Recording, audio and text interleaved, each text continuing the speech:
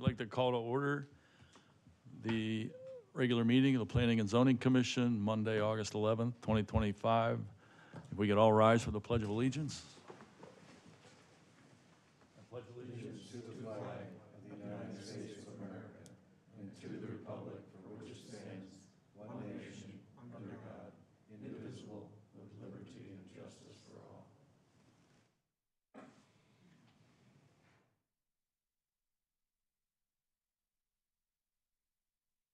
Thank you. Okay, John, we have a guest with us tonight. If you'd like to introduce her and. Yes, just briefly, I told her she's got about an hour of presentation she can make here when I'm done. No. Okay. We have an intern working with us this summer, Bella Garman. She's a local Fountain Hills native who's currently going to school at the University of Oregon. Go Ducks. And here during our summer break, and had the opportunity to bring her in. She's helping us with several different projects while she's here. She doesn't start back till September, so we've got her for a couple more weeks to work on some things for us, but we appreciate having her. Welcome, Bella.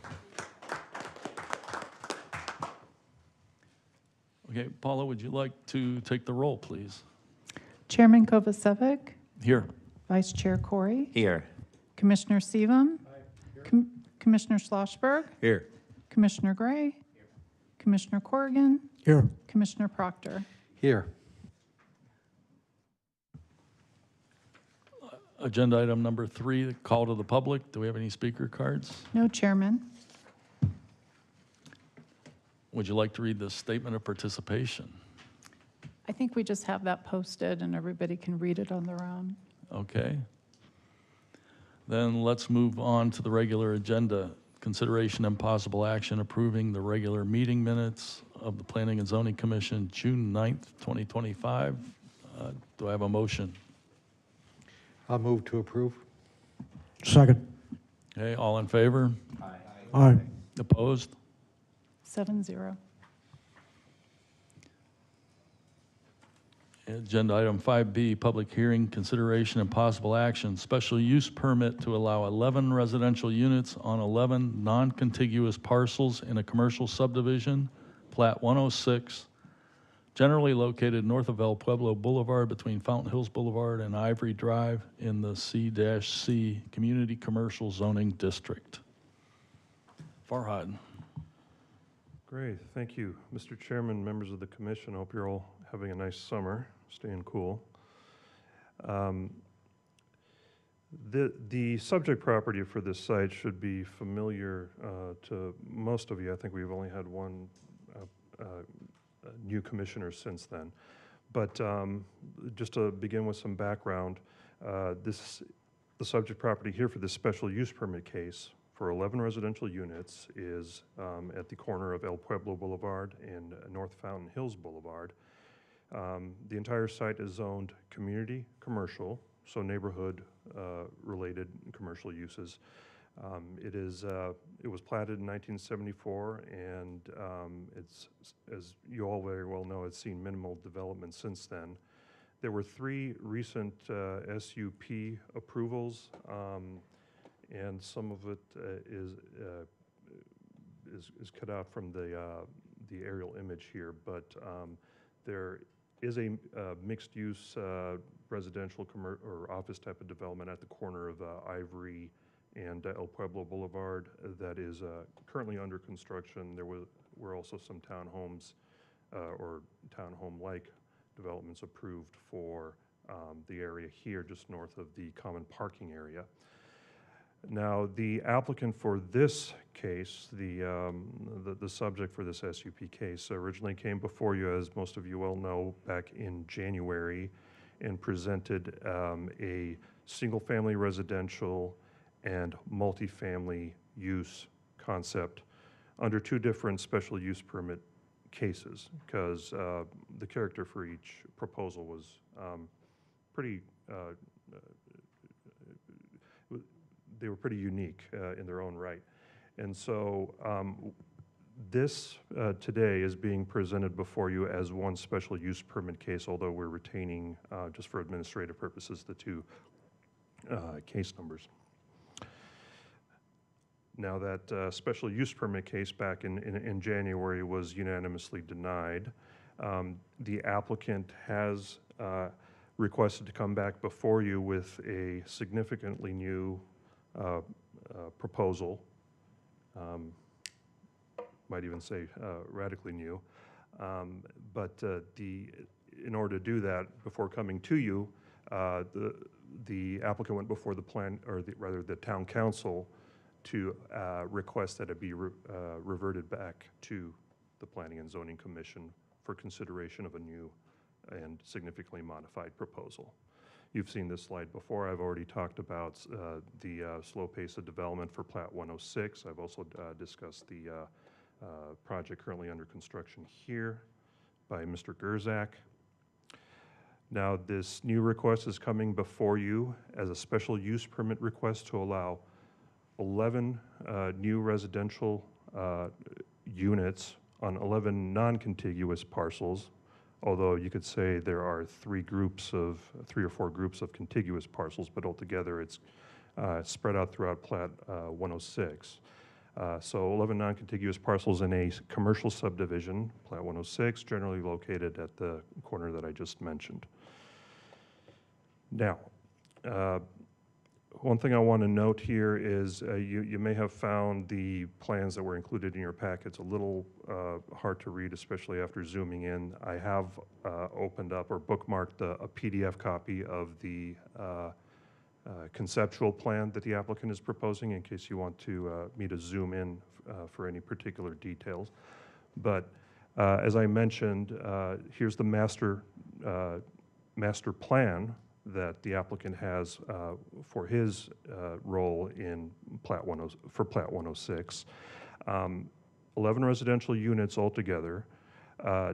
9 of those units will retain the original idea of a cottage style type of residence, single family. They will be proposed for the parcels here east of the alley.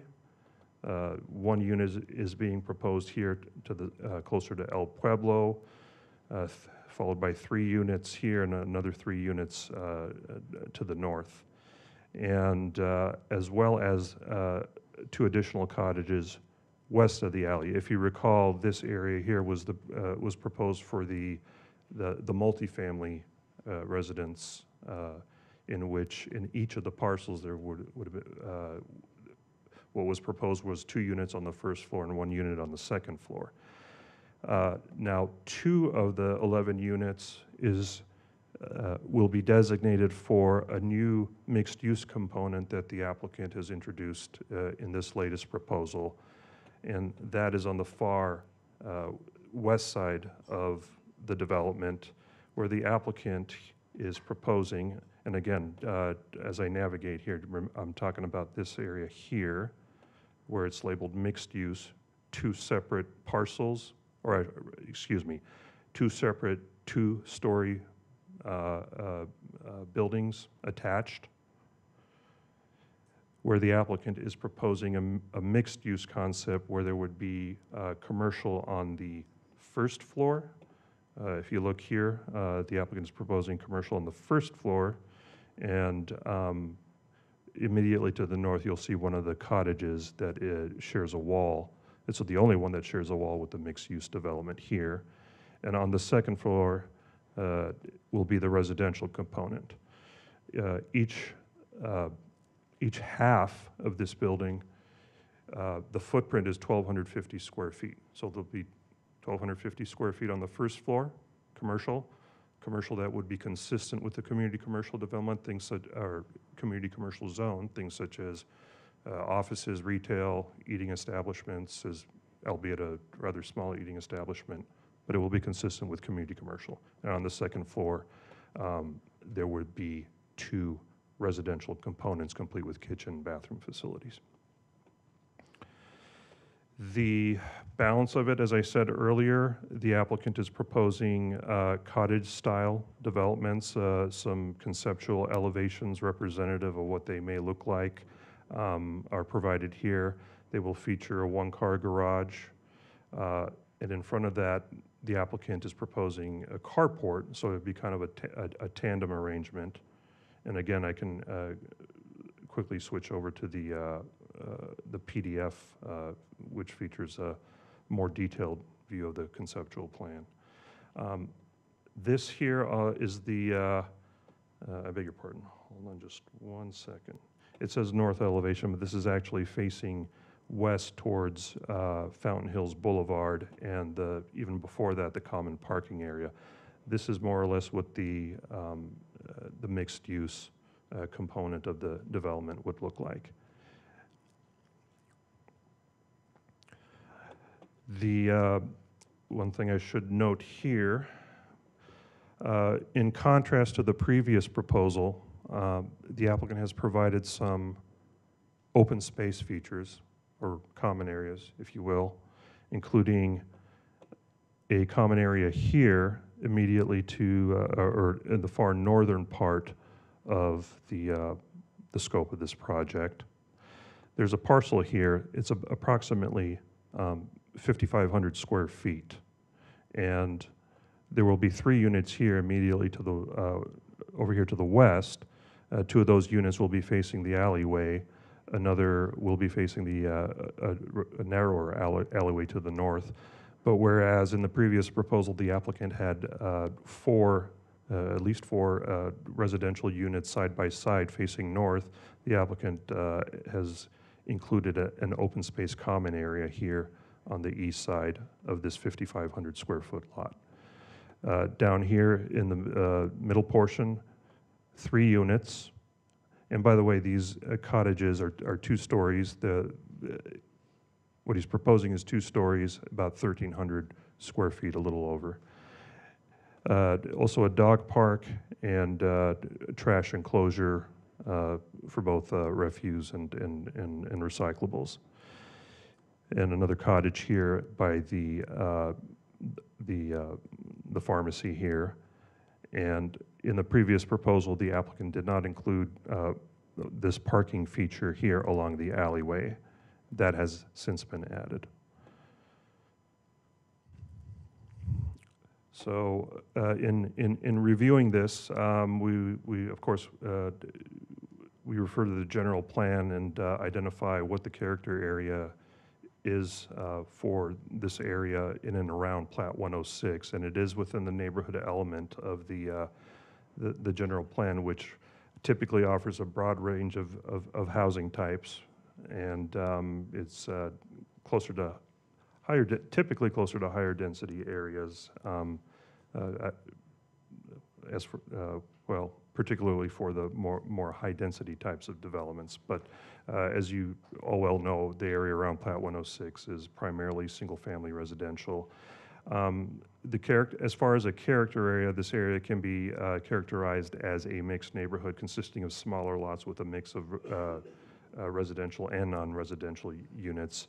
And the general plan encourages infill development in such areas to foster long-term viability. So again, what criteria should the commission refer to in reviewing a special use permit case, in this case a residential and a commercial area? It shouldn't be detrimental to the public health, safety, peace, comfort, and welfare of persons, and not detrimental or injurious to improvements already in the area. The applicant started a citizen participation process about a year ago with the initial proposal. Since January, when we presented the original proposal before you, the applicant has met with the Property Owners Association at least once at one of the following board meetings after the January commission meeting, and has offered a new proposal, and which included dialogue with some of the folks who were in opposition to the project. It has been stated that the Plat 106 Association is supportive of this project, and we have not received any opposition since with exception to Mr. Gerzak, who I mentioned earlier has developed or has entitlements for those residential projects closer to Ivory there.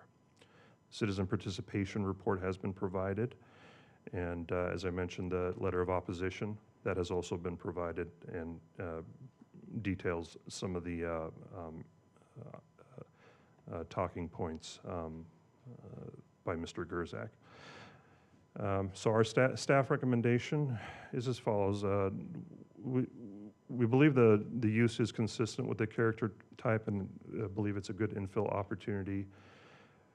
We also believe the modifications are a significant improvement to the previous proposal. I don't want to ignore, some of the challenges that still exist within Plat 106, but we believe the applicant,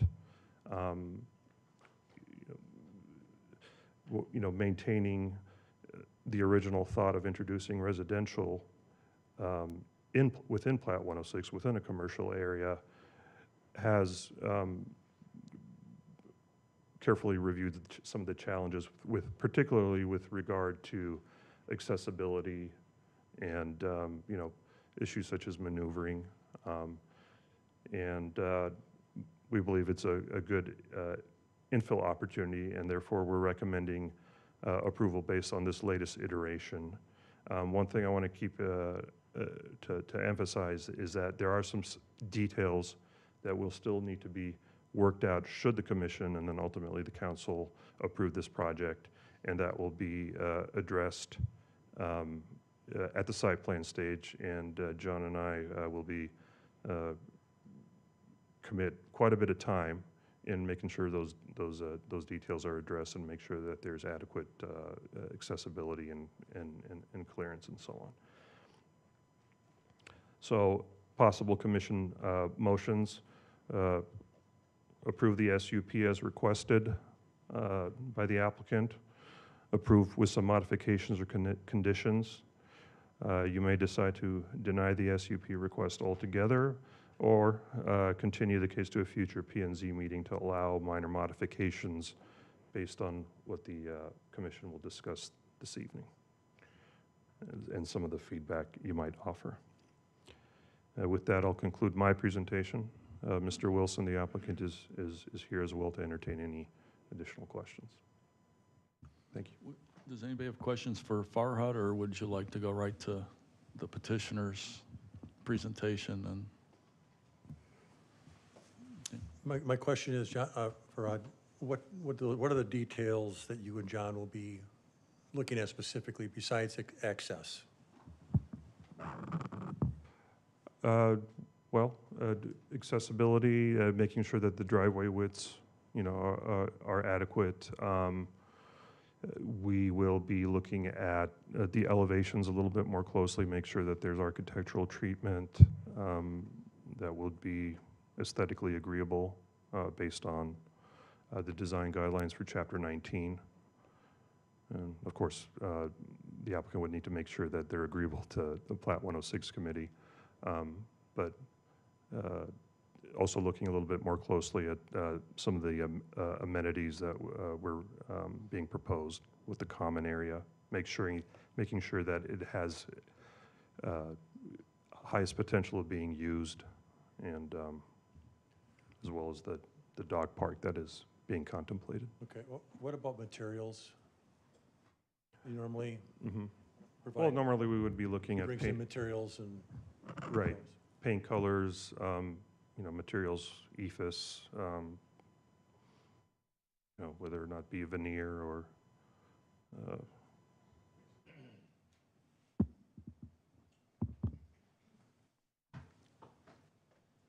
Commissioner Corrigan? Thank you, Chair.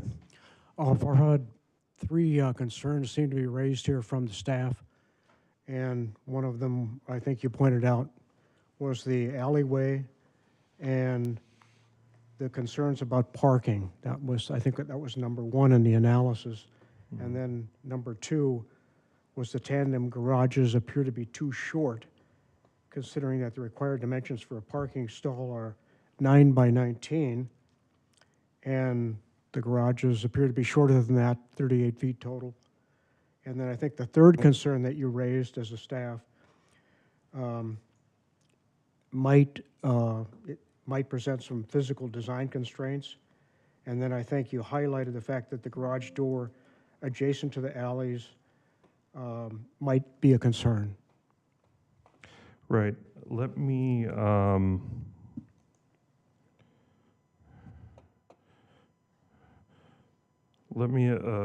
amend a little bit my description of the orientation of the garages and the carports. If I can manipulate this to my liking here. So I've zoomed in here to part one of what you see on the master plan. This is the row of cottages over here by the dog park. The north-south alley is right here. And I've measured the dimensions here. And if you take a look at the garage, just measuring between the garage door and the interior wall, it's almost 22 feet. And then what the applicant proposed here is more of a garage carport kind of combination. And altogether, this comes out to about, well, actually maybe even over 40 feet if you were to add these two together. And if you look at a typical parking stall, they're each about, well, not about, but their minimum required length is 20 feet. And he has left about 3 feet here between what looks like here, he's indicated a curb here. It's about 3 feet.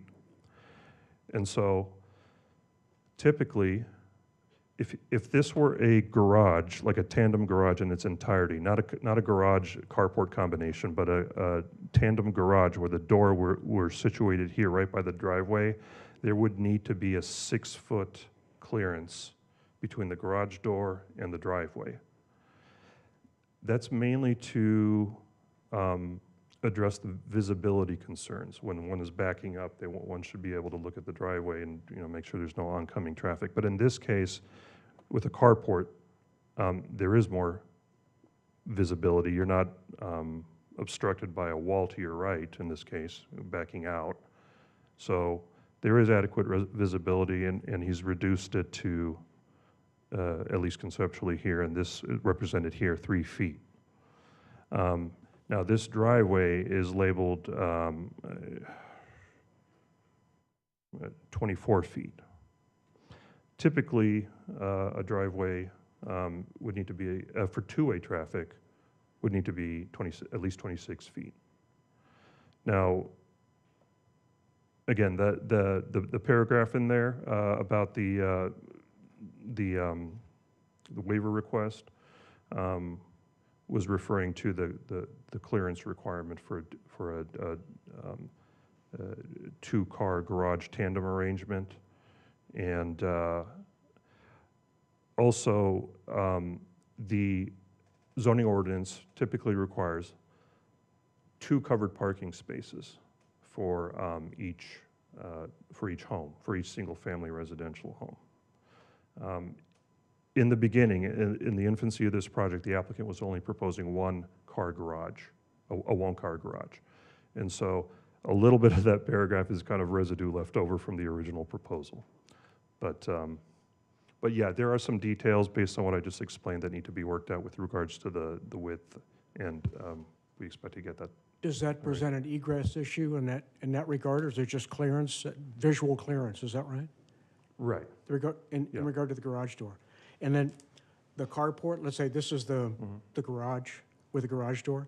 Is it tandem? By tandem, do you mean that the carport, then this is the parked car in the garage? Yeah. And then it's a tandem situation with the car coming in the carport behind that? Correct. So does that present a fire or egress issue?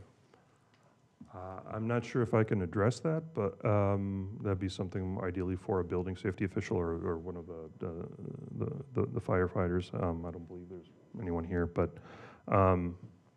You know, that's a building code issue, fire code issue that we would need to address if that comes up. But in my experience, I don't think that would be an issue, only because there are examples of tandem garages, not only throughout town here, but in other jurisdictions as well. So,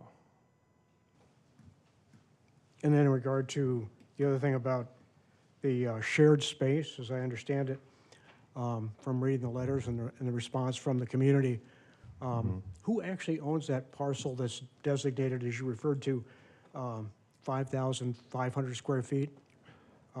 Is that the play area, or is that just a, yeah? this area Yeah. here, I believe that is part of a common area. Let me go back to the aerial photograph here. Go back to my PowerPoint.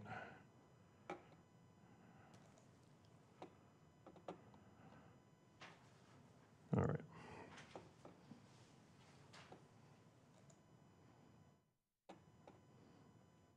Yeah, so this area here is common area. It's contiguous with the parking lot right here. Okay, so then Farhad, that's a shared space by everyone, or just for this community? Oh, I believe the applicant contemplated that being a shared space for the old Plat 106. Okay. Yeah. All right. Yeah. Thank you. Mhm.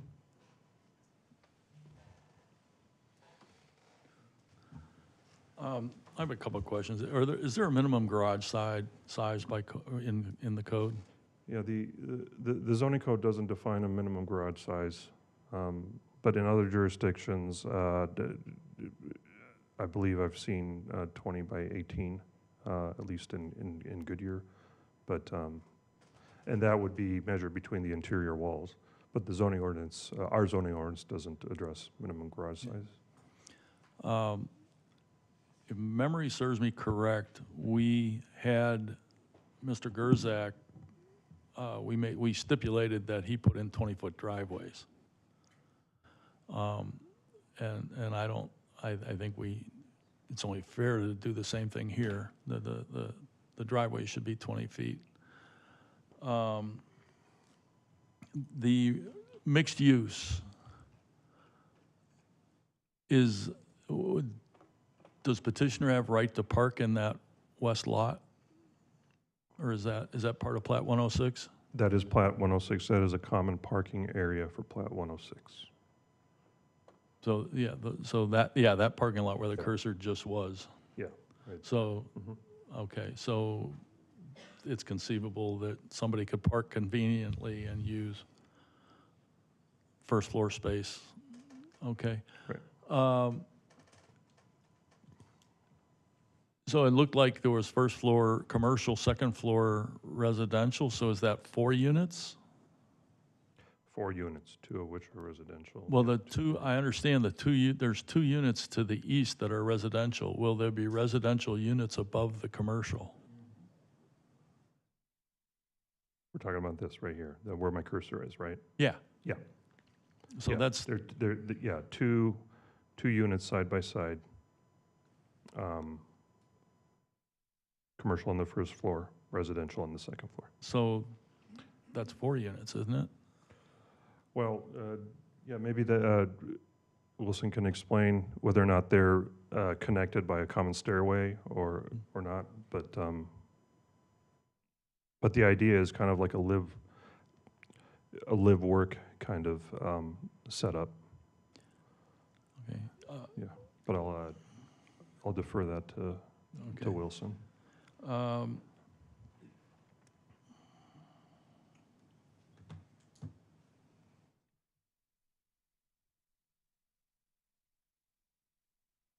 The drive, Part 1 drive, is there an easement there, or is that just common area? I know there's, looks to be an electrical box somewhere in One that drive, area. Right here.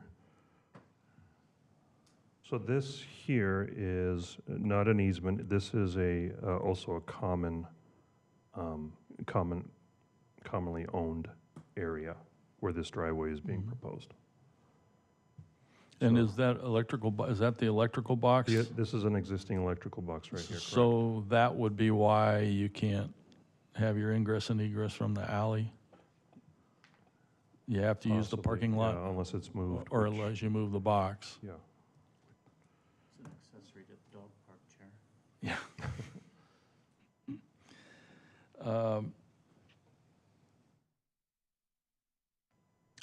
I think that's all I have for now. Commissioners, anything else for Farhad? Commissioner Spiel? Do you and John have any concerns about the other vacant land that it's adjacent to, that the impact it's going to be on those parcels? And, I mean, what's going to be the reaction of people living in those apartments? And the parcel along El Pueblo is some commercial business wants to come in and build something that may not be as attractive. Are you eyeing this one? Yeah. This person here? Well, certainly needs to be consistent. I mean, that's what we'd be looking for. If there were to be any proposal coming in, we'd need to make sure that there's not an adverse relationship between the two uses. And because because it's adjacent to a vacant parcel, there would need to be separation requirements with regards to, fire rating and things like that. But, yeah. Mainly from a Yeah, use like- standpoint. And this was the Yeah, problem yeah. I had with it last time, Right, when this came before us, right. is that it's just, I think it's up to the applicant to accumulate property and create a development that is more cohesive. And I understand that there's been changes made here, but that element is still missing, and I'm just having a real problem getting Yeah. beyond that. I'm not sure it's gonna be the most attractive or positive element to that neighborhood over time. Yeah, so this is what the applicant is envisioning for that mixed-use piece. And that parcel you're talking about would be right here, Right. so, yeah. And I guess I'm also now concerned about having a dog park, and who's gonna maintain it? Is there an HOA? Who's gonna pay the fees to clean up that park as well as the other open space? Are they dedicating that to the town? I doubt it. I mean, I didn't see any of that in there, so. Again, just loose ends in my mind that I'm having a hard time kind of grasping why we're recommending approval. Maybe the applicant can answer the questions about the HOA or who's going to maintain the property. But I think it's legit. I mean, having a dog park right there, right next to a unit may not be the most attractive thing as well. So these are questions maybe he's going to have to answer. Certainly.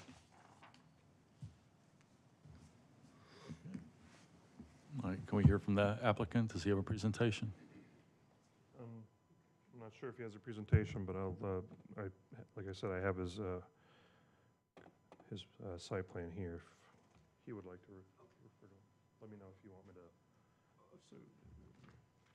Actually, yeah, you could put up the site plan. The site plan, the master. Yeah, the master. Okay, let me close this here. I just added the measurements here, Yeah, like I sure. showed you earlier, That's so, and then you can zoom in and out. Again, thank you. My name is Wilson Ijim with Design Group. So I'm the applicant for the development. As regards to your question about the common area, since our last meeting, I had several meetings with everyone that came and listened to their concern, and I have also several meetings with the POA concerning these areas. And we worked out something that fairly everyone is comfortable with. The common area on the upper right, so that is controlled by the community. Okay, and I think that's this area right here. We talked about acquiring it, but it take 100% vote from the whole residents for them to allow it to go. So that is impossible. So they will maintain that. But it's open for the discretion. So what I did over there was create these 3 units over here in a way that they have open areas to interact and do things. And also, if you notice, on each individual unit, I create a little 10 by 10, a 10 by 25 backyard. So that way they have a little play area. Then the last time I came in January, the alley was so narrow, visibility was the issue. So what I did was took the extra lots, gave it up, so open up so they have 50 feet open area to resolve the visibility issue when somebody's going through that area.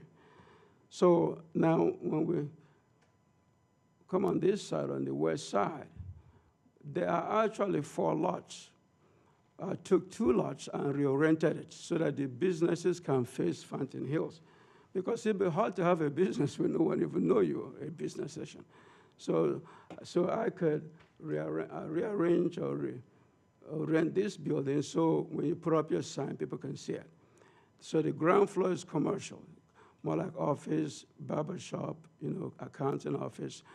Then above would be the units, residential units. So that's 2 lots you're looking at there. Then behind those are individual lots, okay? So everything we've done so far was in collaboration to the community and the individuals that came. We sat and they're happy with it. The reality is we have other approval for John Zedek for the condo units and also for the townhomes. There's no reason we're competing with them. So I'm creating a different product. And it's interesting to me because when I found those lots, I have 2 boys. One is ICU nurse at Mayo Clinic right here. And another one was also working with the OR at Honors, Shell. And they would drive all the way from Surprise, 1.5 hours to come to work and falling asleep on the way. Things are expensive for young people. So when I started looking and I found this, I said, well, that'd be a great place to bring in young couples. So my market target is young couples. So that way, instead of driving, and of course, 5 o'clock, you have the same problem from Mesa, people trying to get here to work. But if there's something for them they can afford, they could stay here in the community and work. And it will solve a lot of problems. So that was what 2-3 years ago, I picked it up and began to find a way to work. The initial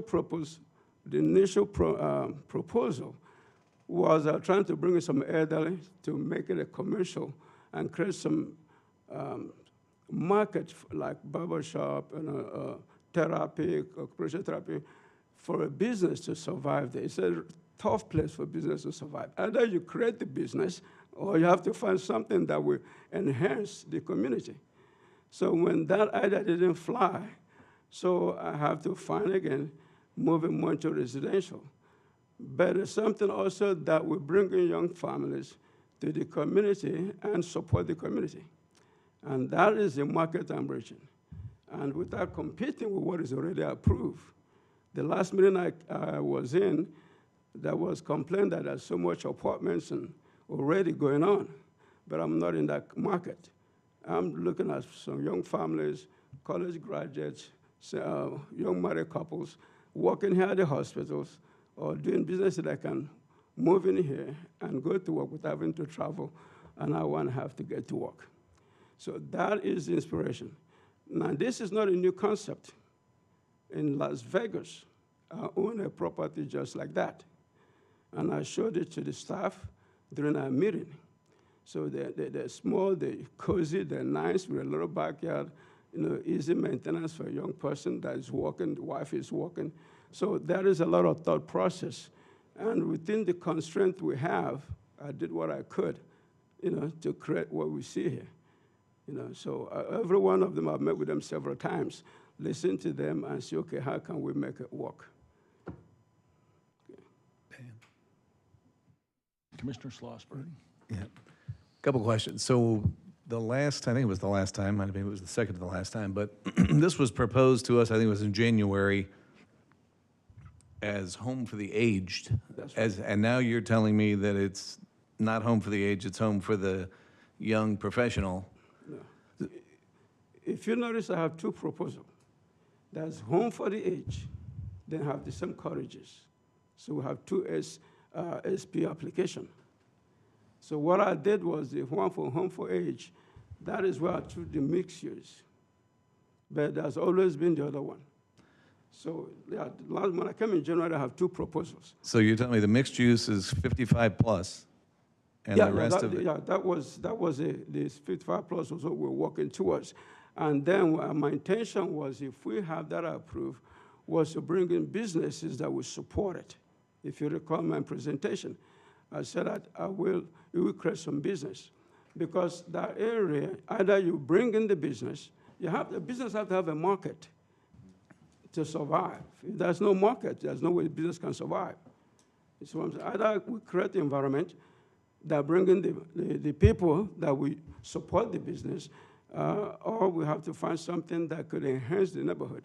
This will bring in the values, support the neighborhood by bringing young families. Okay, so that was why I took the other SP out, and I'm really focusing on one. So there is no more age restricted? This is all, there's no okay. age restriction, no, sir. And these are condos that you're selling as a one-time deal? They're not condos. They are just single-family units, according to cottages. If you're the individual lots, the individual lots. So, but John Kozak has condos that's already been approved, and townhomes that already been approved. Okay, so what I'm bringing is a different product. Okay, so people have varieties and have choice. Okay, but these are for sale? These Oh, yes, for yes, sale? yes, And then there yes. is going to be an HOA that's going to oversee these units? Well, we'll talk about that with the HOA. What they told me is, hey, whatever I do, I have to manage. Okay, I accept that. What it is, I provided a dog park as a way to, because there's none there. So I'll maintain that. That's not a big issue for me. So the trash enclosure that I presented, so that we don't have to be, dealing with what they have right now. It's more accessible for the residents, and that way, once they get it, okay, then we work out the fee to pay for that. That's not a problem. Okay, so but each individual, particularly, takes care of their own lot because there's individual homes. The only thing that will be rental will be the mixed use, and there's only 2 units that will be above it. If somebody decided, I want to buy the thing, then they own the whole thing outright. So, but I'm not surprised that we have some couples that say, hey, I want to live there and work downstairs. I'm a business owner, and I love that, I have my office downstairs, and when I was in Washington State, that's what I did. My office was downstairs, and I live upstairs.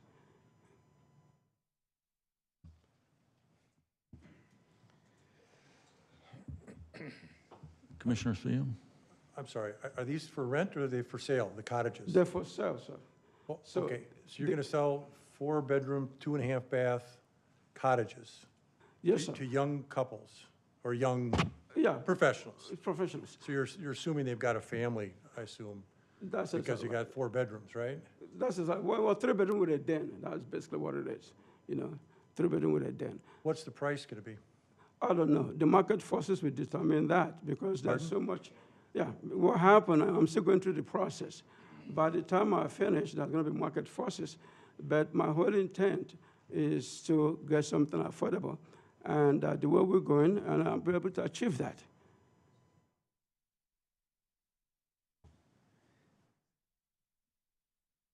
Commissioner Proctor?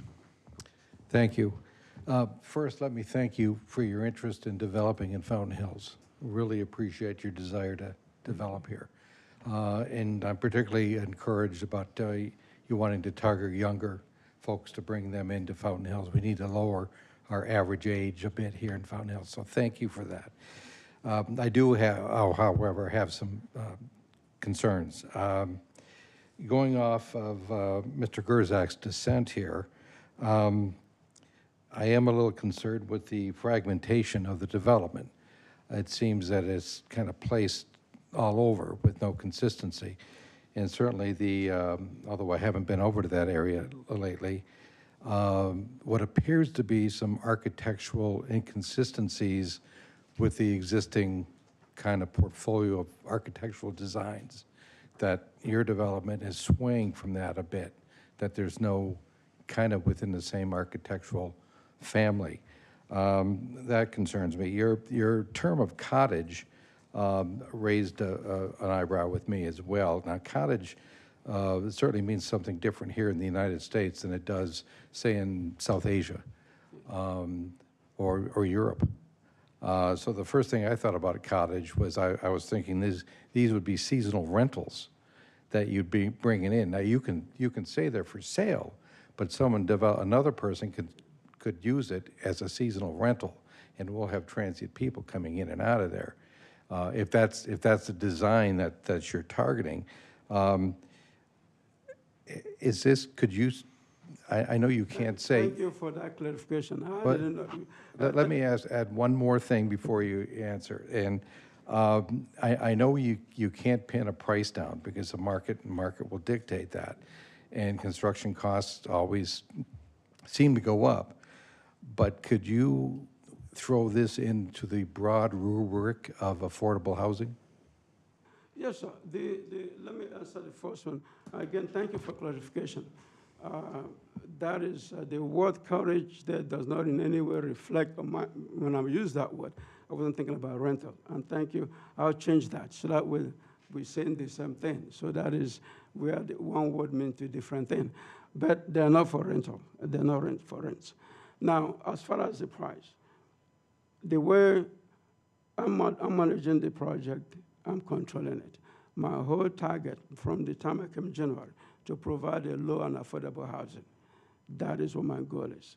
Now, the market, what I mean market forces is there are so much volatility in the market. So every business exists to make profit, but you cannot do something where you just lose out. That was why I'm going to be honest with you. The interest rate, the material cost, all of that comes in. But when I mean affordable, I'm looking at below what the market rate is.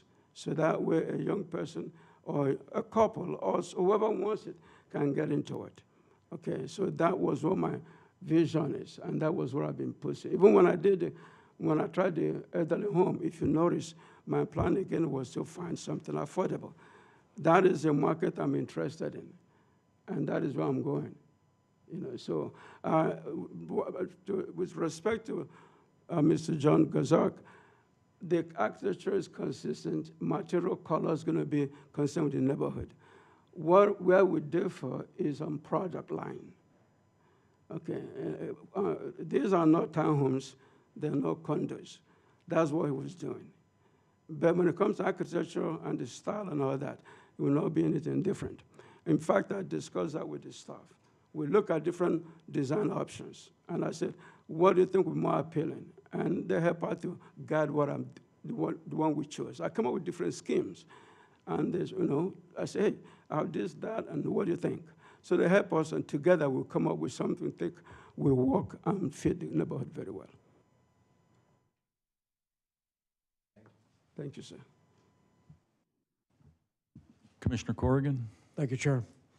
Mr. Wilson, going back to Dick's reference to the John Gersick letter, he mentioned some other things that I thought were interesting, and that was the utility box, number one, in what he referred to the common area. That's one. The second thing is, what is the distance between the church and your proposed structure? Would that be defined as a zero lot line? What is the distance between those two? I couldn't see that on your plan view. Okay, thank you.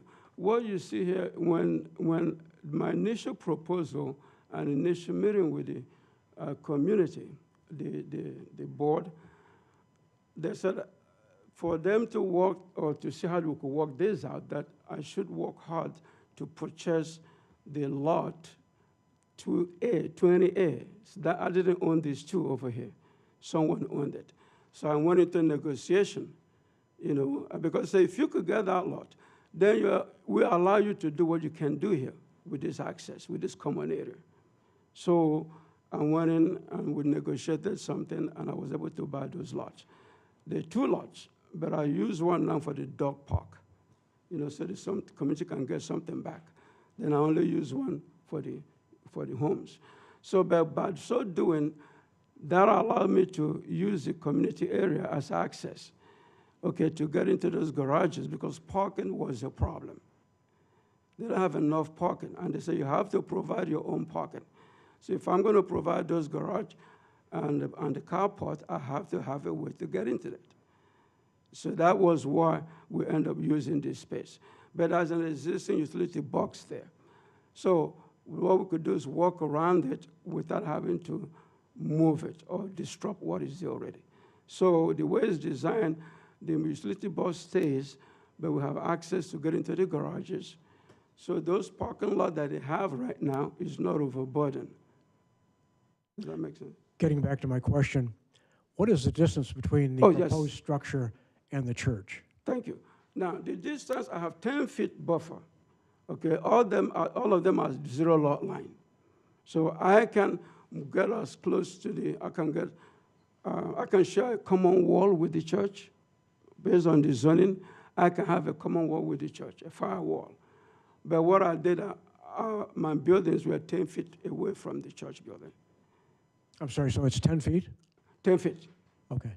And then on the, not the plan view, but the elevation, I didn't see, are there windows up against that wall that faces the church? I'm trying to visualize this now. Okay. I did not see that on the elevation view. Yeah. So as I'm looking out, and I'm a resident, I just bought this property. Oh, sure. I'm looking out on the church. Are there windows that I look out of? What do I see when I look out? Number one, are there windows, and what am I seeing when I look out? Yeah, okay. On the ground floor, you will have the wall, and you have that 10-feet play area. 10 by 25 feet. Again, I have the same thing right now in a house in Vegas, and it's not a problem. But on the second floor, the window we have is for egress, in case of fire, but that's looking on the roof. Okay, so in case of fire, you can get out. So it does not encroach into any person's privacy. And that the proposed height of your structure is 25 feet, and Yes, the church is 25 feet. No, the roof line, the building height is 25 feet. Mm-hmm. So the window on the second level, then you're looking about maybe about 14 feet off the ground, to the bottom of the sill of the window. Okay, so you've got an egress access for fire, Yes. and then you're up, the distance between those 2 structures is 10 feet. So I'm assuming that that's probably not adequate, or maybe it is adequate for fire and rescue to access that? Well, no. The fire truck, they have to have 150 feet. They have to be able, that boom truck goes to 150 feet. So they have access to any fire emergency, they can get to it. The alley is there, the parking lot is there. But what happens is when they're 150 feet away from that truck, you have to provide fire sprinkler. But these units, they already fire sprinkler because there's 0 lot lines. So they already have, we already addressed that with a fire sprinkler system. But as far as their truck able to reach in case of fire, yes, they can get to it easily. Thank you. Yeah. Commissioner Corey. Yes, thank you. All right, thank you. I was going to call you Mr. Wilson, but it is Wilson Ejim. Kind of have a name like Clayton Corey. Well, I would tell you what my colleague said. I also agree. Thank you for coming to the community and trying to build a sense of community in that area. We appreciate it, and having a variety of housing options, I think, is very important. I moved here 10 years ago and moved into a small condo at the time, and that was affordable to me. So that allowed me to, make my way into the community, and now I live in a beautiful home, and I was happy that I had that opportunity to start in a condo.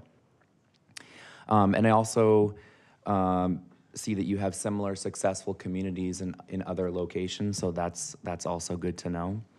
And I appreciate the time that you spent with the planning and zoning department to make some modifications that were important to us.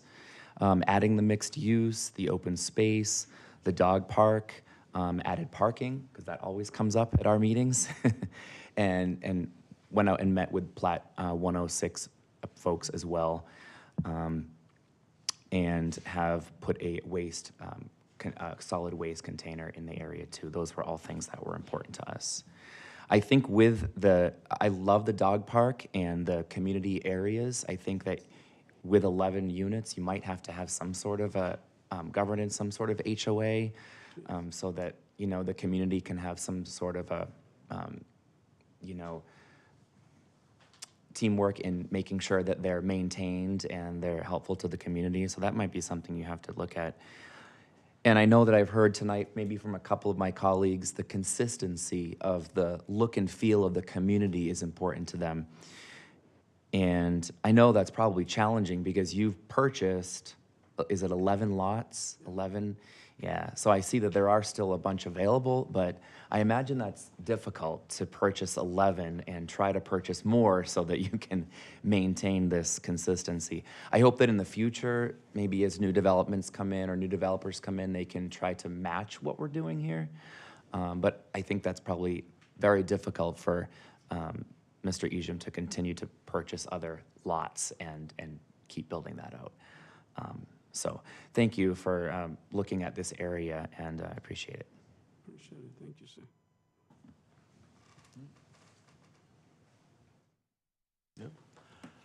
I have a couple questions for you. What's the separation between the buildings that you're building, the homes? Yeah. The zero lot line, you said there are 4 feet between them? Yes, what it is the way I arranged them. If you notice, in some areas, you're going to have about 8 feet, because from the lot lines, I'm going 4 feet, so that 8 feet building to building. Does that make sense? So, if you look at... So there's 4 feet to the lot line, 8 feet between the buildings? That's exactly right. So to Okay. open it up, yeah.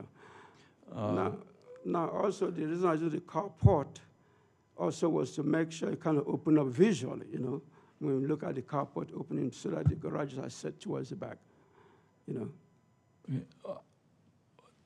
And why would you not attach them and be able to provide more living space? Well, these ones are actually, the one I had that I lived in, that I love, you know, see how they're about 1,200. And these units are about 1,300 to 1,500 square feet. So they're decent size. If you look at it, it looks small, but really, in reality, with your space is all laid out, right, open space, they're decent room. They're decent size. So these ones are about between 1,300 to about 15.5 square foot units. Okay. And there are power lines running right down the middle, or right down the east side of the alley. Yeah. Are you going to do anything with those? Or is it part of your, are you doing any site work? Are you going to bury those lines? No, on which side are you talking about? On the part? If you were to the alley that runs north-south between Okay, El yeah. Pueblo and Glenbrook, there's power lines that run right down the east side of that alley, overhead. Okay, there is a, talking about the alley, right? Yes. We'll have there's a power line right there. Yeah, so that power line doesn't bother me, but like I told you, there's a power pole there which I can move, but what we did was we used that area for parking space, because one of the idea was one of bringing the trash enclosure more towards the front. I said we have to deal with the power pole, which is going to be hard to move. So, but if we move it to where close to the church where there's one now, the truck can come in, drive, pick up, and continue, and exit the other direction. So the power line stays there. So those are really hard to move. Okay. Okay. I don't have any other questions. Anybody else? So we ask for speaker cards. Yes, Chair. The first speaker is Eric Jackson.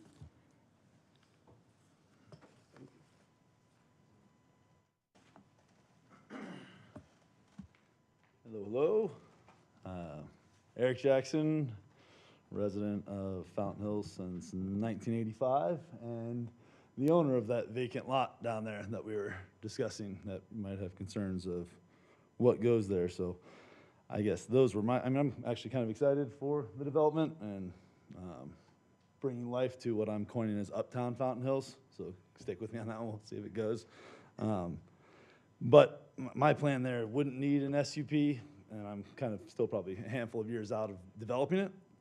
But I just don't want, I want to make sure that it doesn't impact me. So many things are getting moved to residential in this plat now that then my lot that's been owned flips to, oh, now this is a residential heavy lot, and now I'm in the hot seat of trying to get approved for what my plan's been for and my family's plan's been for years. So that's been one. And then kind of just, I guess we can talk more like the planning and setback zonings and things when the time comes of where openings will be for my lot and what those things will need to be for my opening going into, I mean, I'm thinking kind of mixed use as well. Sorry, I'm not supposed to talk, I'm supposed to talk there, but I know where the questions are kind of going anyway. But so that, the dog park, I think that's a plus. I think we should really avoid synthetic grass if we can do that. That was the comment on next door that got deleted that doesn't like the synthetic grass we're putting into town already. What else did I?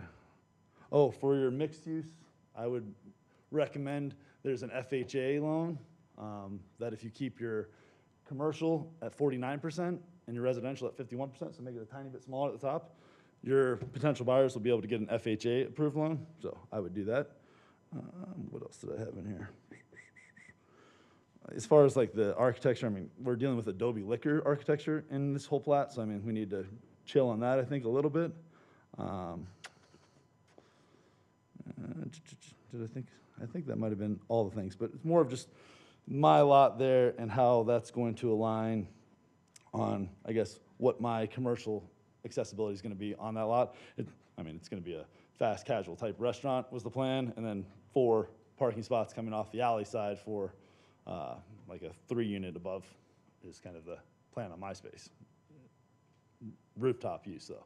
Nobody does that, and they have beautiful views. Nobody wants that. But that's all the time I have for me. So, all right. Thank you. Thank you. Next speaker, Crystal Kavanaugh.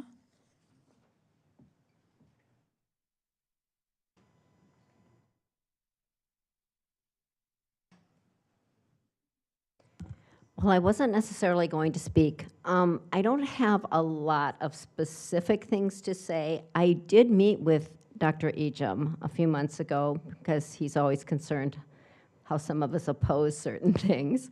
And we did have concerns when it was the home for the aged and things of that nature, concierge grocery shopping and cleaning. It sounded like it could have led us down a rabbit hole we didn't want to go down.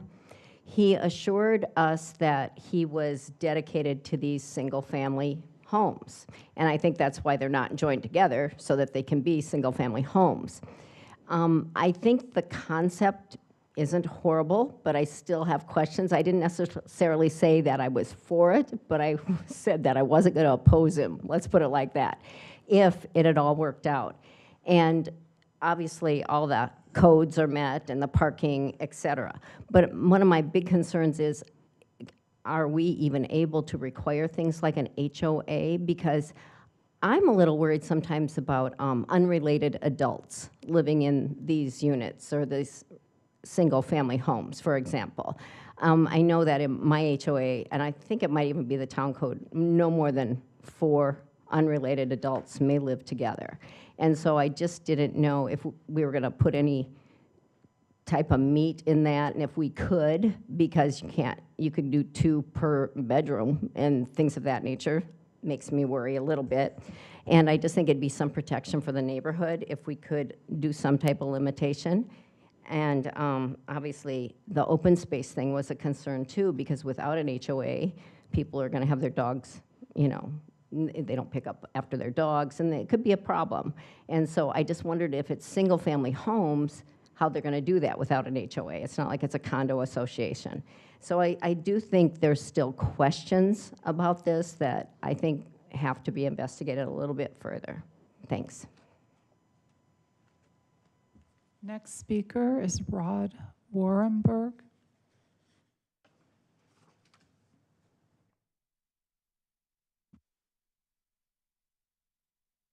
You did awesome, by the way. It was just chicken scratch, and you pulled it out. My name's Rod Warrenberg. I am the president of the Tract 106 POA, and we have been working really closely with EGIM to try to pull this off. But I'm hearing things that I'm not sure are being conveyed clearly, and I think it's important that they are conveyed clearly. This section in here, which is listed as a driveway, this is it is Tract 106 property, and at the end of that is a relatively large power box, in my opinion, somewhat bigger than this. As you cross the street, you have another equivalent power box, and again, this would all be Tract 106 property right through here. These are designed to be able to provide sidewalks for this area. We did meet with EGIM, and we told him that we certainly will work with him along these lines. Also, I want to point out up here on this top, I'm concerned the way this is labeled as open space. This is going to be a pathway. It isn't going to be open space. It will be a pathway to connect the parking lots. I don't know if this goes up further north. Once Gerzak puts in the balance of his stuff, we will need to connect the parking lot over here to the other side, and that will be the pathway to do that. So I just don't want there to be an impression that somehow this is going to be grass and flowers and trees. It's going to be a sidewalk is what it will end up being. And as this section, just the church is built right to the sidewalk, and then there's a tiny bit of open space with some trees here. That sidewalk continues down the front of the church and ends abruptly right here. It will eventually be continued out the rest of the way. That is part of the plan. My concern with the talk of HOA is that we are a property owners association, and the property owners association is not going to abdicate this property. We allow him to use it as per the layouts, but to create an HOA inside a POA, I think just creates an incredible mess. And so I think if we want to go down those roads, we would have to consider, we just have to consider other options. I just want to be sure it's clear to everybody what the POA is looking at. And the lady that owns the liquor store here, she wanted to be sure everybody understood it's a liquor store, it's not a convenience store. So I just throw that out too. Thank you. Can you hang on a second, sir, please? Sure.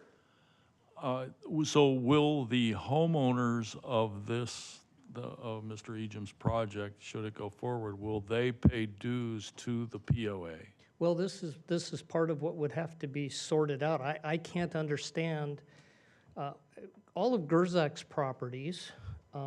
Those properties he will continue owning, and he will continue to pay the POA dues because he's going to rent those. Hearing that these are something that are going to be sold outright, I personally wouldn't buy a house that didn't have some sort of something around it, and I would be a little concerned about buying in a property owners association, which is really going to be geared toward business, not toward, making sure somebody's cleaned up the dog's mess and stuff like that, right? The POA isn't geared toward residential. It never was. We don't have the manpower, the overhead to do that. And the more residential that appears here, we're doing our best to make it work with all these property owners. But these are presenting some very unique challenges, and I'm not sure how to answer those questions. I don't know exactly what would happen in that point. Okay, thank you. Any other questions for Plat 106?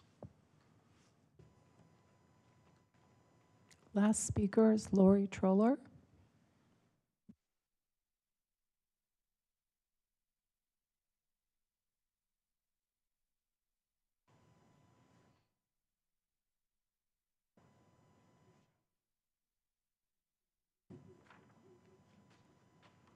Hello, everyone. What's being passed out, you'll see. I took that off of Google Earth, and it's the intersection of Glenbrook and Fountain Hills Boulevard, and you can kind of see the property. I didn't realize exactly where my little blue box at the bottom isn't exactly line up with what he drew there, but it's a proximity. So number one, I tell you, these locations are going to have the best cell service. It's going to be outstanding because all of those little lines, those are all towers, and those are only the ones I know of. There's a question mark on the left-hand side of the page. There's a church there. They can have antennas on the church. I don't know if they do, but if you kind of got to wrap your head around this because we keep talking about the wireless ordinance. So if we're going to say you can't put a tower within 250 feet of residences, why would we allow a house to be built within that radius? So that's kind of the premise. This is an idea. I don't quite know where it's going yet. But I just, if that were my son and he said, Mom, coming back to Fountain Hills, and I'll say, not in that spot, hon. You are totally irradiated there. So from that standpoint, I did rough measurements. So the closest line you can see there is 400 and some feet. It's actually going to be closer now. So I don't know what we can do about this. I just want it in your consideration, and because I'm going to bring it back up again once I wrap my head around it a little bit more. But there's over 38 antennas there. It's not just 4 poles. It's 38 antennas, all radiating 24/7. So it's in a bad spot. It's like buying land right next to the polluting factory. It's not good. If anything, I would do a NEPA review. I'd have the town come in and bring in a professional meter reader there and let them read it for over 5 days, and you'll see what's going on there. It's not good. So, okay, so changing speeds there, no longer about cell. So I don't know what the effect on the homes there, the value of these it's definitely going to degrade. I mean, the homes around there are pretty big. They have some good property, so I'm kind of surprised the homeowners aren't here. And Phil, to your point, you know what? If in my neighborhood we put a patch of grass at the bottom of the street, and it's either you're mowing it or I'm mowing it, not at 120, you're not going to find me doing it. So the whole grass thing, I think it's great. It's a wonderful idea. All these are wonderful ideas, but I don't know that they actually fit. So, and we actually have one of the best dog parks in the valley. I would like to call these things what they really are. Cottages are really cute. I don't, is it a fire hazard? Are these things so close that, I don't know how this works out with fire. I didn't hear anybody say anything about that. And regarding the commercial space, we've had an issue with the lot right adjacent to this. We had them promise that, I don't know if we got an affidavit, that commercial spot that he's putting in is not rehab because it's in the proximity of the school. So I would like to make sure that goes in on this. And I have other stuff, but buzzer went off. Thank you.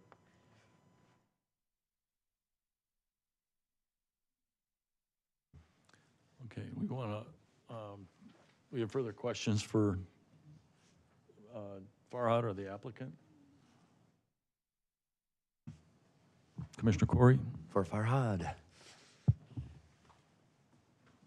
Just to address some of the things that we heard.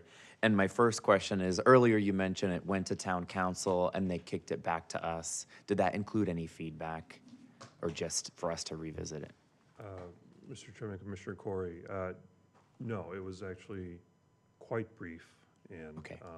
I made a few introductory remarks, but almost immediately a decision was made to revert it back.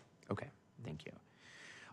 We had a gentleman that spoke, I can't remember his name, maybe it was Mr. Jackson when he talked about Uptown. I like that. And I just wanted to ask, so he has a property there, he mentioned, and he wants to make sure that putting residential here wouldn't negatively impact his business. Sounds like he's okay with some sort of a residential project here, just wants to make sure in the future that's not going to impact him. So just to clarify, his land is, whatever the use is by right, would not change. He can still develop how he wants to in the future without making any changes if it's by right, right? That's correct. Okay. It will remain community commercial. Okay. I'm sure we knew, just wanted to clarify that. And then, so HOA was mentioned a few times tonight, and then like, I think Crystal and somebody else mentioned the NPOA, or the POA, it already exists, but we think that an HOA would be a good idea. So do we have any history there, any like examples where we've had to do this in the past? Are there any other developments where there is an overarching HOA and then another one that fits within it? Where the town was involved in? Yeah. Well, typically to the extent that, you know, the town has any sort of stake or any kind of increased liability by an HOA not being formed, then we certainly would, like, for example, like landscaping, if you know, landscape areas. It needs to be made clear on the CCNRs, for example, that the town has no responsibility in maintaining it. And so, Okay. for example, when a subdivision comes forth, we want to make sure that's abundantly clear. But beyond that, we typically don't get involved in requiring formation of an HOA. Or So it sounds like it's more of something that the POA and the developer would have to work out. And it's a detail that would probably have to be worked out somehow. Yeah. And then the last thing I wrote down here was the open space. So somebody had mentioned open space would include a sidewalk. So it looks like eventually along the church there, the sidewalk that is existing would eventually continue all the way up to the Part 2 alley, if I was hearing that correctly.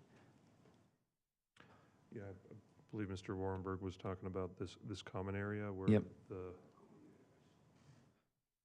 So it's, okay. Yeah. So we heard from the applicant that it was gonna be the common area, and then we heard that it was gonna be almost like a pathway, I think, with a sidewalk. So just wanted to bring that back up. How would that impact the common area? What are the plans for the common area if it does become a pathway? But also, I think if the pathway is just a sidewalk with a component of landscaping and trees, then it would serve the community well, so. Okay, thank you, Farhad. Sure. Commissioner Gray. Thank you, Chair. A couple thoughts, a couple different angles here. First, Mr. Ejim, I also applaud your product and your presentation and your pivot off of the original. I think the product itself is probably fine. My reservation isn't the product. My reservation is Plat 106. And I think we have to look at this, you know, for what it is, and we have to look at it in the more macro picture. So, yeah, these are parcels that were purchased at a different time, 5, 6, 7 years ago, chasing a different business model. That didn't work out, and so here we are at the pivot. And so this is us saying, we're gonna let you out of that scenario, and we're gonna let you pivot to residential. Okay, that's fine. The general plan allows for that. My problem with all of this is 106, we've carved into it not once, not twice, maybe 3 times, 3 or 4 times now, and done these conversions, but yet 106 continues to exist in its underlying condition. And so if we do this, those 4 or 5 parcels that are directly, I guess it would be plan north, cardinal direction east of what I think we're calling Lot 3, right? The ones that are just south of the daycare or museum designator there, to the left, Farhad. This, just south of that. There you go. Yeah, those parcels, just as my example here, are all but cut off from their underlying zoning in use case, right? They now back to a driveway essentially. They're completely encircled by residences and the daycare. And we just disenfranchised those landholders. And I don't think that that's okay in this scenario. I know they're not here to object, but I don't think they need to be here to object to this. I think that when we set up the general plan and we said, oh, let's do infill, and let's do these commercial conversions to residential, that's great. That was well intended, but it meant to be infill. Here with this particular scenario in 106, we're basically saying, hey, we got this whole huge chunk of property, and I said this at the last meeting, that should really be master planned, and we're just making Swiss cheese out of the thing. And for that reason, I'm not in support of this tonight. And I say that, again, I'll repeat my opening there. I think the product is fine. I have no objection to the product. I have an objection to the placement of it in 106. And I think the town needs to find a way to exert a heavier hand in what happens with 106 here, because we can't keep doing this. This is making a mess out of a marquee corner that eventually will be, front and center if someone ever does pick up that state trust land. And I just cannot support this for that reason. Thank you.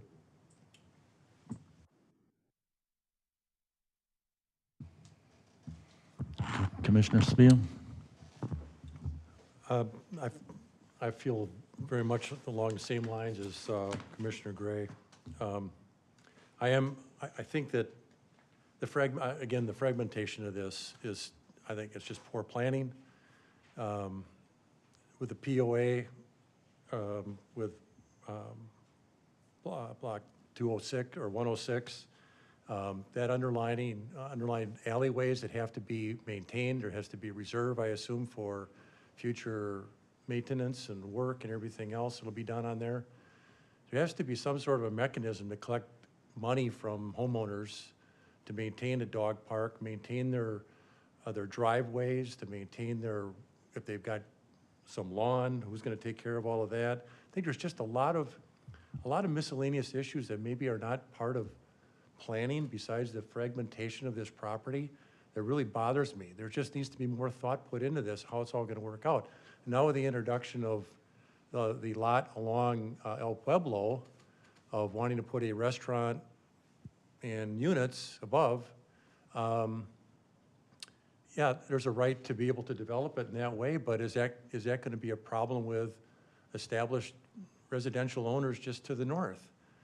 So I just wish that it would be a way of looking at, of accumulating these properties, figuring out something that is more centralized, that works together, that will make sense not just today, but a long time from now.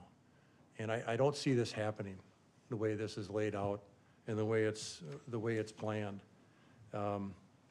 There's just a lot of issues, not the least of which things that we've been finding out tonight that I certainly wasn't aware of, being on here only for a year. So I think we need to either postpone it or just turn it down and come back with maybe a better plan, more people and more landowners involved, and try to consolidate this and do it the right way. It's not being done the right way.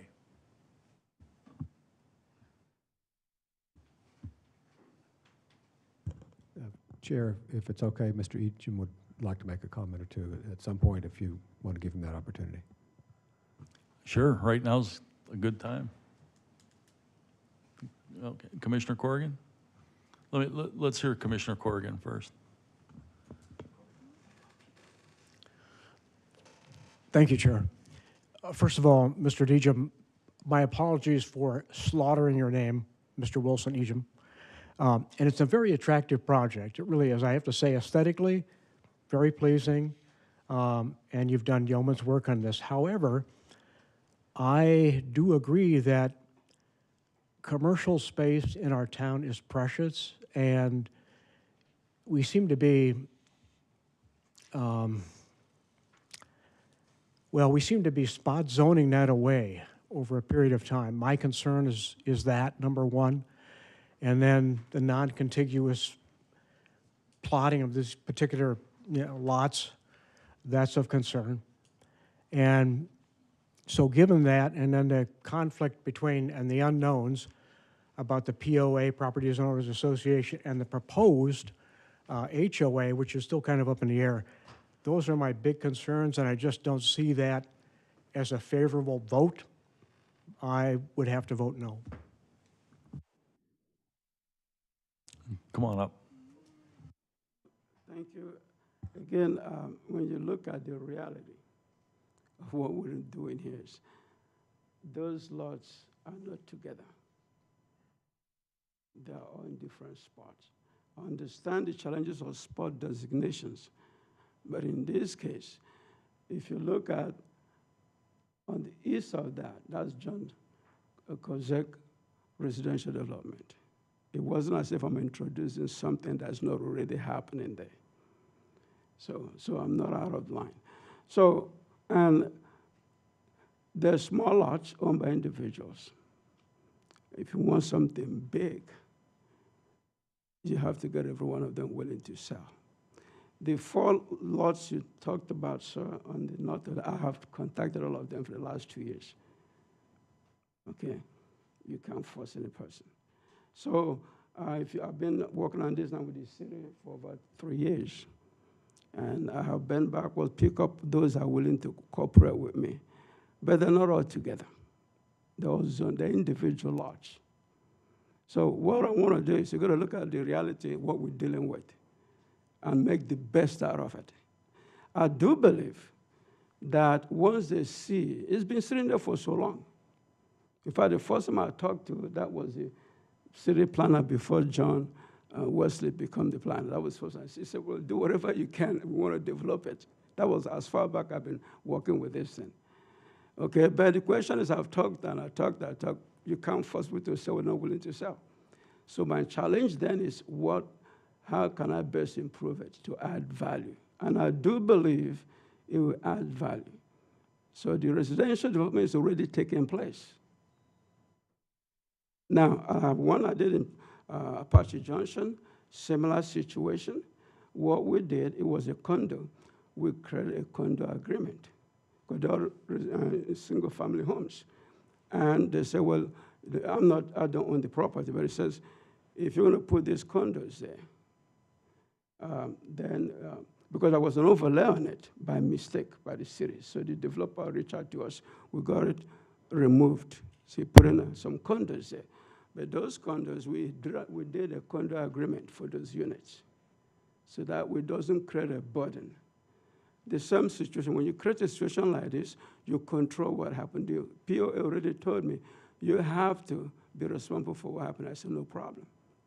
We created an HOA, and HOA basically is to make sure the fees are paid to the POA, and the area that I provided for those guys, I'll take care of it. That's a dog park. That's really the only thing. I don't have to, but I wanted to create something that gives back to the community. And when I use the word common area, that's what it's designated, and that's what the POA call it. It's a common area for the whole community. I don't own them. I don't take any responsibility for that. So that's when you see common area doesn't mean that it's for my own paper. It's just the way it is in that community. So if it doesn't happen, what's next? That's the question. You're still going to be sitting just sitting there. No one going to. How are you going to do something with those small lots when they're owned by different people, not willing to sell? So I hope it doesn't, but it will sit there for another 50 years. Does it add value to the community, to the city, to any person? No. But today we could convert it where it adds value. I have talked to those owners. They're not willing to sell. The ones that are willing to sell are bought it. The 2A, the POS said, well, before we support what you do, you need to find a way to get 2A, give you those lands. So then you can have a way to access the garages. And after much negotiation and months and years, they were able to sell, bought at a higher price, but to make this work. So now I provided parking, so they don't have to be a burden to the existing parking, so that is resolved. Now, I bought the extra place so that with this, I can work with the POA. So our bend back was to make this work. But if it doesn't, what are you going to do there? They're not together. You can't combine them. You can't put anything big there. They're individual lots. So they just sit there. So I said to you, sir, look at the reality. When I said part one, that's this one right here. That's a pharmacy store. It's a multi-use. Someone is living above it. Over on this side is the one, the condo, a commercial ground floor. Someone is living above it. And over here is townhomes. They're all residential. So what I'm doing then is creating another environment that is more enhanced, solving the problem that anyone going to run into that try to develop that. Okay? Solving all that problem, purchasing and giving, bending backwards to make it work. So if we want to develop it, it's still going to take someone that's going to do what we did. Except somebody going to come and borrow all these guys out, clean it out and do something big. But what are the chances of that happening? So that's what we're up against. So if we face the reality, I think what we're providing here, you know, maybe our best way to get that area developed. But I'm willing to create, like I've done before, an HOA for this community to make sure that we abide by the POA, make sure that fees and dues are paid.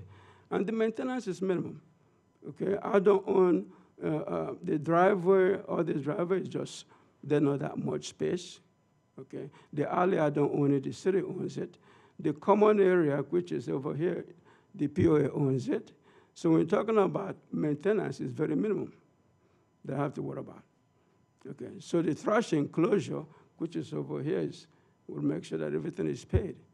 The same thing John Kozak is doing here. He's taking care of the trash enclosure, he's paying it himself. And I'm sure he has the same, has a condo agreement for his people. So these are not, it's already happening there. Okay. John, what is the commission's responsibility in the understanding the agreement between the petitioner and the POA? Chair, that's a good question. I'm glad you're giving that some thought. And we can look at it, I think, a couple of ways. On the surface level, all you're really being asked tonight is this amount of residential in this configuration appropriate in this area given the general plan designation? And a lot of details that go with that aren't necessarily what you're being asked to consider. It's yes or no residential works here in this configuration. But I do believe, with that being said, that there are some important issues related to that have become a little bit clearer to me too, as you've talked about it this evening. So I'm glad you've raised that. It's not just the dog park; it's the extra parking that's being added along the east side of that alley, as well as the dumpster location. Those are on individual lots that at this point Mr. Ejim is saying he's going to own and maintain. And is that really the best way for that to go forward? Should it be an HOA? Because someday, you know, Mr. Ejim's not going to be the owner of those lands, and who inherits them at that point, and how's that handled? It does impact the ongoing viability of this residential area. So I think it is within your review to make sure you have at least some semblance of a good answer to those questions. The other details in terms of how this works with larger POA, that maybe is a little bit more of a private issue that would come up and that we would have to make sure are addressed as we review site plans and before we'd issue any building permits, that there's clear agreements and approvals from the POA, because he is using their land to provide the driveway, and if they haven't signed off on it, then we can't issue the permit. So again, I think there's a little bit of a mixed bag there, but it is good that you're looking at it at least in some basic level to have a confidence before you would approve anything. And we're being asked to make a recommendation on a special use permit tonight. Is the special use permit plan specific. Yes. It is specific to this plan. So if we say we allow residential, the configuration and the, doesn't change, can't change. Well, so, Chair, Commissioners, so, yes, so they'll have to go through their site plan review. And so when they do that, we will refine it, but it wouldn't substantially change, no. And like, for instance, by part 3, that were, the lot lines were running north and south, and now he's got to the west, he's got the lot line running Right. east to west. Does he have to replat? Correct. He'll have to replat to do that as part of this process. And up at part 2, he'll have to replat, Yes, right now that's one lot, so yes, he would have to plat that if he's. or you have to plat that. If he's gonna and sell them, subdivide otherwise there are that. just 3 units on that property, yes. And do we look at that again, or this is our look? We don't get to see You would, plan again? you would not see it again. The platting would all be done administratively, and the site plan is done administratively. Okay.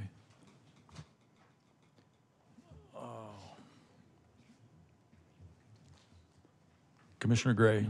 John, I two questions for you. Same question, I think, from back in January, but I, again, think 106 is in need of some, what's the right word? Master planning? Master planning. I was going to use other adjectives. What's the town's ability to influence that? Chair, Commissioner Gray, it's limited. When Mr. Gerzak brought up some of his first proposals, we had a meeting with Mr. Warburger and a couple other representatives of that development and suggested that maybe that would be beneficial if some master planning could be done of this total site, because it is a complicated spot with the way the different lots that are left fit into the overall picture.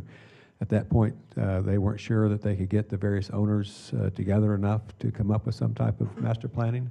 There have been some changes. Now we have maybe consolidated more of the lots into fewer owners, so it may be more possible now to pursue that idea. We're certainly willing as a town to approach them again and see if there's some possibility.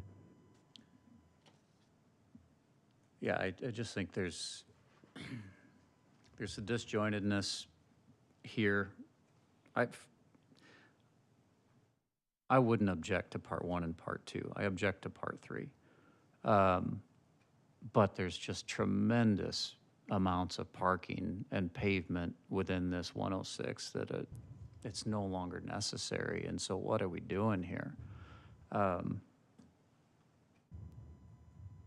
Would it be unprecedented to send it back with that sort of directional guidance back to staff to foster that conversation again? So, Chair, Commissioner, I believe one of Mr. Tavasoli's options for your consideration tonight was continuance for further discussions with staff and the applicant. And so I don't think that would be unheard of. Probably would go to at least an October meeting, I think, to give us enough time to really look into things, but that's certainly an option for the commission.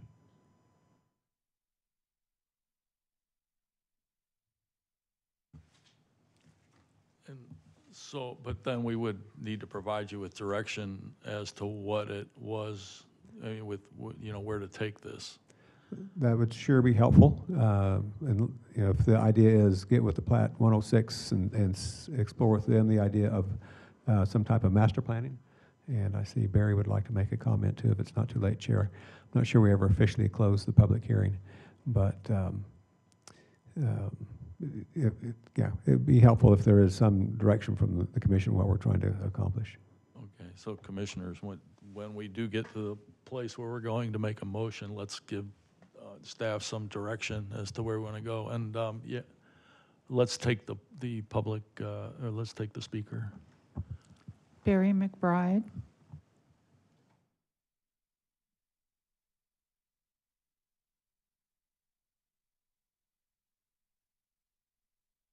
Chair, Commissioner, Commissioners, Appreciate the privilege of visiting with you. I just wanted to mention I do serve on the board of Track 106, and wanted to assure you that as a board, we take the property's management very seriously. If you look up and down Fountain Hills Boulevard, that parking lot and the parking along Glenbrook, I personally take care of that on behalf of the neighborhood. I pay out of my pocket personally the care for the parking lot, the trees on that side. I usually spend about $5,000 a year just out of pocket personally in addition to my dues. I feel that's a contribution to the community. We always really want to make sure that we operate Track 106 as it was intended, which is a commercial facility. The parking would be sufficient if we had people with business intent to buy those properties. And Dr. Ejim is a fine gentleman. We've enjoyed visiting with him, but it is a commercial development. And if those smaller properties were developed commercially, then that's why we have the parking as it is there. So it's obviously up to you. I know Dr. Ejim has put so much work into trying to make something feasible, but it is a commercial POA. But I wanted to assure you we take very seriously Track 106 and its presence in the community. Just wanted to make that statement so you know we're serious about that. Thank you so much. Thank you. Let's ask the question. Commissioner Gray, go ahead. Barry, if in this scenario, let's play this out for a second. If the scenario is that we recommend approval, council follows suit, and you convert these X number of parcels to residential, at that point, you're well over parked for commercial use of what's left and could be developed or could be, redeveloped.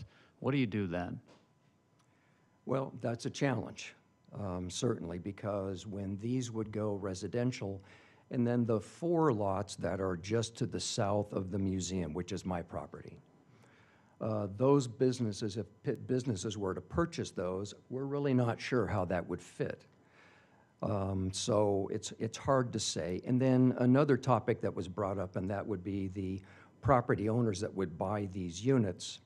To put up an HOA instead of a POE, we don't think that would work. That would be unprecedented. We don't know how that would work.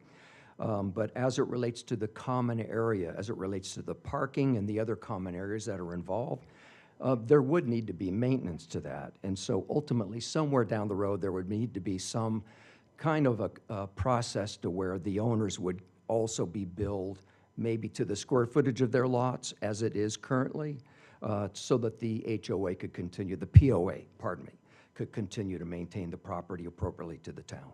Did I answer the question, sir? I think so. I think you said we're cutting off the underlying. Exactly.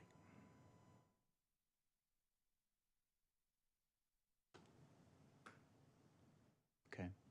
Thank you. Okay, so commissioners, we're going to need a motion. We should discuss what motion. We've got to discuss where we're going from here. I'll start. I don't think I'm ready to make a recommendation without understanding how these units are going to fit into the POA. And I think I've heard the other commissioners say we'd like to see some sort of master plan for the undeveloped parts of this area before we make a recommendation.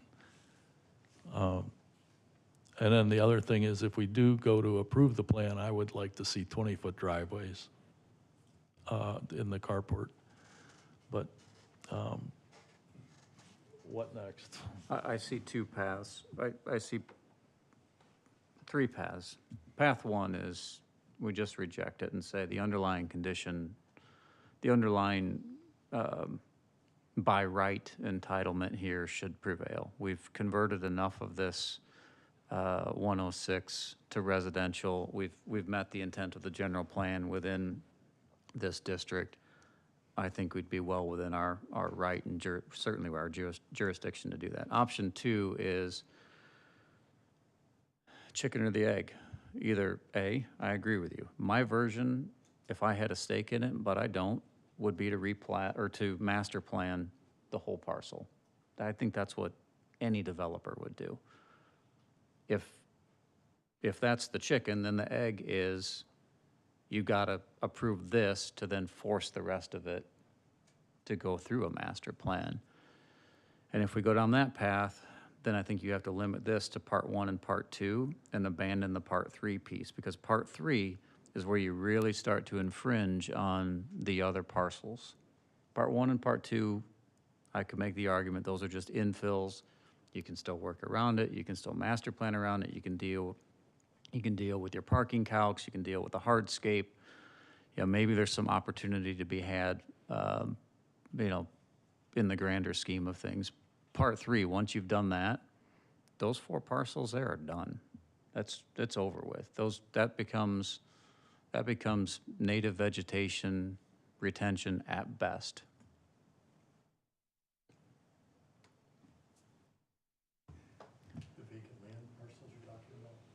Yeah, the ones planned south of the daycare there. Commissioner Corey? All right, thank you, Chair. I also support bringing this back in October, or whatever that meeting is. Just a few notes that I mentioned here. Is it perfect? It might not be perfect, but does it add value, as I heard tonight? And I think, yes, it does, over what we have there today. And that area has been underutilized for a long time. So it's, I'm optimistic about this infill and what that could do for that part of the community. I think the residential configuration is appropriate. We're trying to make it work. We heard the concerns about owners not willing to sell, and that creates a challenge. And I mean, how long would it take to, you know, try to convince them to sell so we can have one cohesive property? That could be another 10 years or whatnot. And the last thing I'll mention is, this is mixed use. I love mixed use. I encourage mixed use. I think sometimes we think that, oh, it's either commercial is too close to the residential, people aren't gonna like it. But I think people do like it more and more when they can leave their home and go and walk to something. It creates the sense of community, walkability. I really like seeing those things, commercial and residential, closer together. It makes our lives not so car dependent, where you have to get in and drive to downtown. Maybe you could stay uptown and get some things done. So I do think that there's some things that we need to look at and tweak, and the HOA within the POA is certainly one of them. I wouldn't want to reject this because I think it's great for the community, and I hope that we can find a way to make it work. Thanks. Anybody else? Can we get a motion? Does anybody want to make a motion? All right, then I'll do that. But before you do that, because I know what you're gonna say here. John, we can make this motion, but are all the stakeholders gonna participate in that? I mean, to me, we're making a motion in the wind here. Chair, Commissioner Gray, that's exactly right. We don't know. We'll just have to go out and try and see what kind of response we get from talking to Dr. Ejim and the other property owners, see if we can get a core together that feels like they can represent the group and see what master planning options are. And we may come back in a couple months and say, sorry, we couldn't do it, or we've got so far and we need some more time, or whatever, but won't hurt to try. Okay. But yeah, and I'd at least like to accomplish knowing what the homeowners, or how the homeowners are going to work and fit within the POA.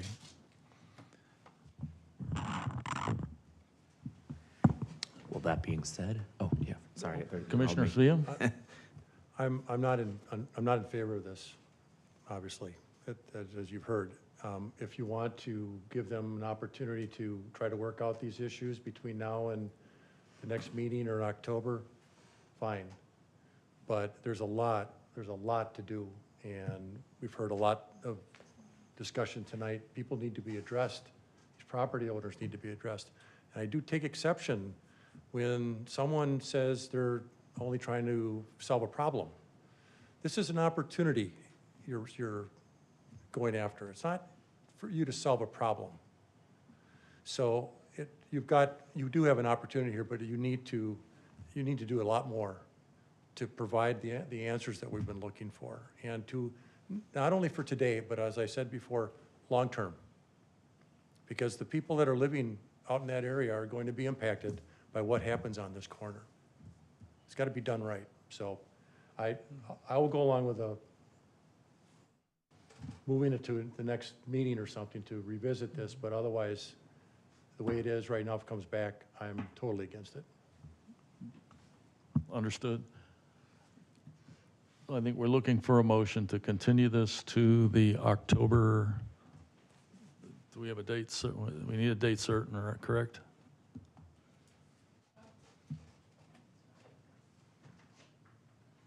It would be October 13th. Okay, October 13th meeting. All right, thank you. Then I would like to make a motion to continue this to the October 13th meeting so that staff has an opportunity to look into some of the things that we brought up, including HOA within a POA. And there are other things that we're going to include in that. Yeah, the relationship between the homeowners and the POA, and a master plan of the undeveloped portions of Plat 206. Yeah, and the master plan within the Plat 206. I think can we just say 206 holistically? Or it's 106. Yeah, 106, Oh, you sorry. did that. Ah. Did you get all that, John, or should I restate it? Okay, thank you. So postponing with the discussion internally around how it will relate to Plat 106. Yeah. Okay, we have a motion. I'm looking for a second. Second. We have a second. Can we have a roll call vote, please? Commissioner Proctor, No. Commissioner Corrigan, Aye. Commissioner Gray, Aye. Commissioner Schlossberg, Nay. I'm sorry? Nay. Nay. Commissioner Steven, Aye. Vice Chair Corey, Aye. Chairman Kovacevic, Aye. 5-2.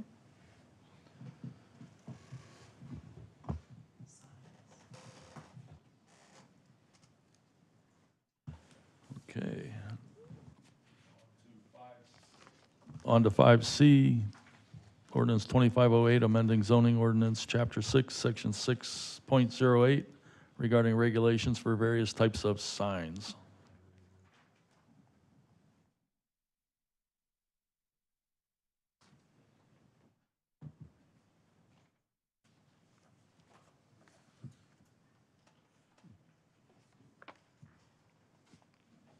Chair, Commissioners, one of our favorite topics to discuss again.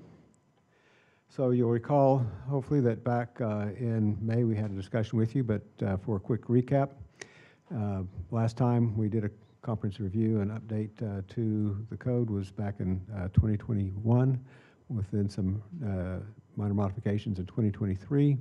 In January of this year, Town Council directed staff to review and make some revisions to the sign ordinance. There was not specific direction at that time, but we went back to them at their February meeting, and they provided some guidance on some potential amendments that we should consider.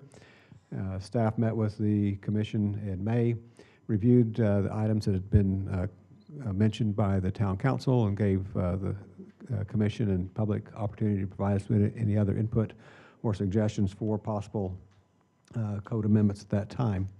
We included in your packet the discussion from the May meeting, so you could see some of that discussion that you had at that time about the ideas that had come up from Town Council. We received no other items for consideration, and so except for one item that staff has identified since your May meeting, the items here were the items that some of the Town Council members wanted to take a look at. Based on the request from Town Council that we look at possible amendments to bring back to them, even though there wasn't a lot of support at the last P&Z Commission meeting, we felt it important that we go ahead and take those ideas that had been mentioned by council, put them into an ordinance, so they'd have that ability to officially look at those and decide what, if anything, they would want to change. So that's what you have before you here this evening. I guess, so these are the 5 items that we're going to talk about. So A-frames, a couple of modifications talked about there. One was to increase the maximum size allowed for an individual A-frame from 6 square feet to 8 square feet.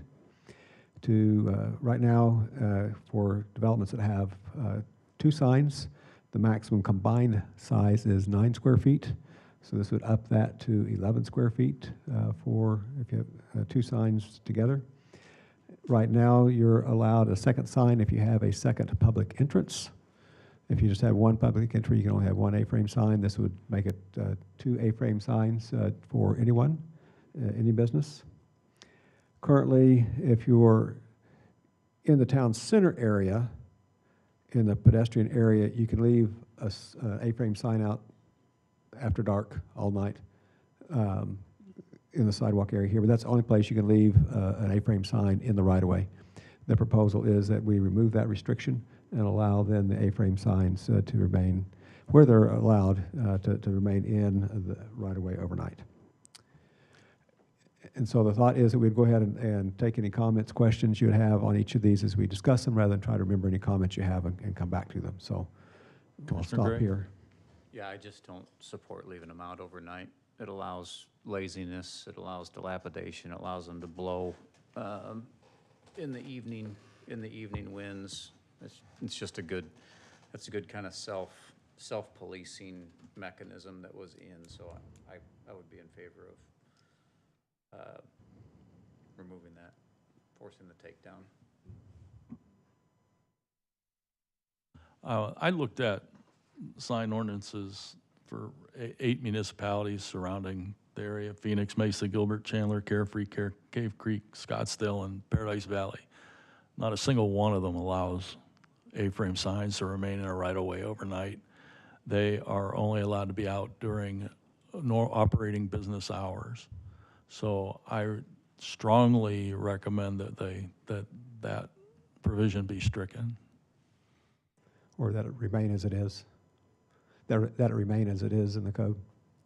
Correct. Yes. That Okay. they're not allowed to remain in the right-of-way overnight. Anything else on this? The changes in sizes and numbers, those are okay, or? Just for the commission's consideration, the other, either A-frame signs are prohibited or 1 per business in all of the other municipalities except Gilbert, which allows 4. So we're not in new ground allowing 2. Not hearing anything. I mean, single issue vote here. I thought it was, when we had it basically at 1 per elevation, 1 per door, whatever you wanted to say, that made all kinds of sense because that dealt with a corner business. It gave you presence on 2 street fronts. Now you're just gonna get stack signs with this, but I'm kind of over it at this point, so let's just move on. Okay, so again, when we get to the point of a motion, it sounds like a motion would include deleting the piece that allows the signs overnight in the right-of-way, but otherwise agreeing with those changes. Correct. Okay. Banner signs, request here was to increase the minimum permit length from 30 days to 90 days.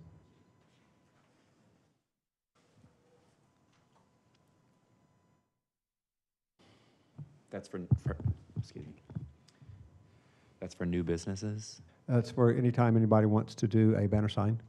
We do have a separate provision in the code for new businesses based on a new business license prior to getting any permanent signage that they can have a banner sign for up to a year with certain requirements to change it out periodically, but that's a separate provision.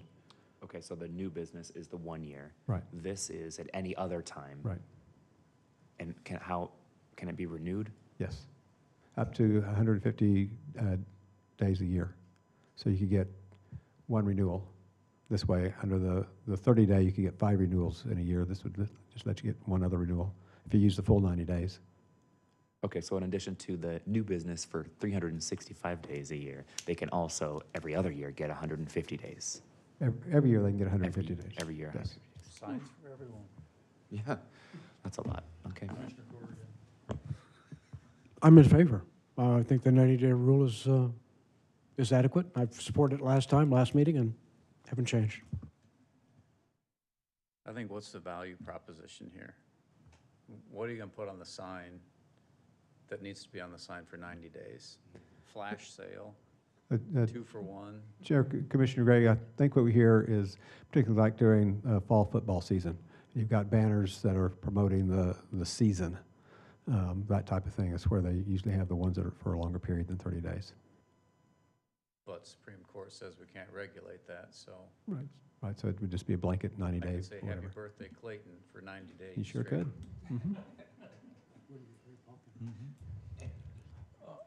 We would be, have the longest period allowed relative to our neighbors. Phoenix is 30 days, Scottsdale's 35, Mesa's 30 days, and then a 30-day gap before you can do it again. Carefree's 10 days with the permit. Cave Creek just needs public approval, or the town approval. PV needs an SUP 60 days a year, 7 days, then a 14-day gap. Gilbert, you need a permit, 120 days max, so that's another one that Gilbert is a little more lenient on. And then Chandler's requires a permit, and generally it's a 60-day permit. I think if the idea is disrepair and keeping the media, not fading, not tattering, okay, 90 days is fine. But I think if you look, what'd you read off Carefree, Cave Creek? Was 3.5 days or something? 10 days? Yeah, Carefree 10 days. I mean, that's designed to say, like, it's not, the juice isn't worth the squeeze, is what that's designed to do. I like that. So, John, back to enforcement. We have 1.5 staff, you said, that handles enforcement of these signage. Is that what it is? 2.5. 2.5. Yes. Okay. As a business owner and with my eyes on everything all day long, I mean, it's absurd. So, I mean, that said, I mean, we're having this discussion, but I'm just telling you, the enforcement's not there. I mean, not even remotely there. So, for whatever that's worth, I'm just throwing it out there because, I mean, I could list off 10 examples right now of just what we've touched on already that have been in violation, and they sit there every day. And so that's kind of my comment on all this. It's kind of a frivolous exercise we're doing here. Chair, if I may, with regard to banner signs, certainly there are signs that get put up that maybe we don't see or maybe don't see for a while. But when we do contact them about getting the permit. And with our electronic system, we're able to put the days in that they're allowed with a reminder that pops up when the time's up.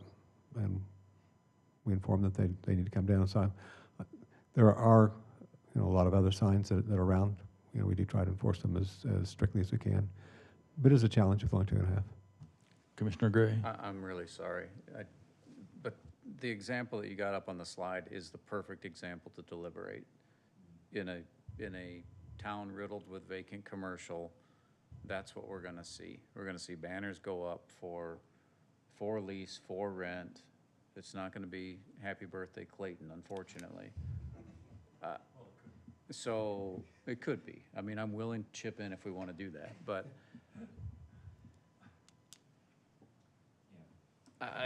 whatever, 90's So fine. So what do we want to do? Anything's, because you're not going to enforce it. Yeah. Moving on, Okay. leaving that as it is. Commissioner Proctor has his light on.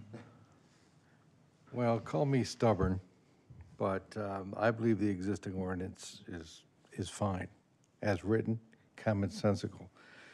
However, there is a need, I think, to interject the flexibility of a special use permit for select businesses to expand either the banner signs or an additional A-frame.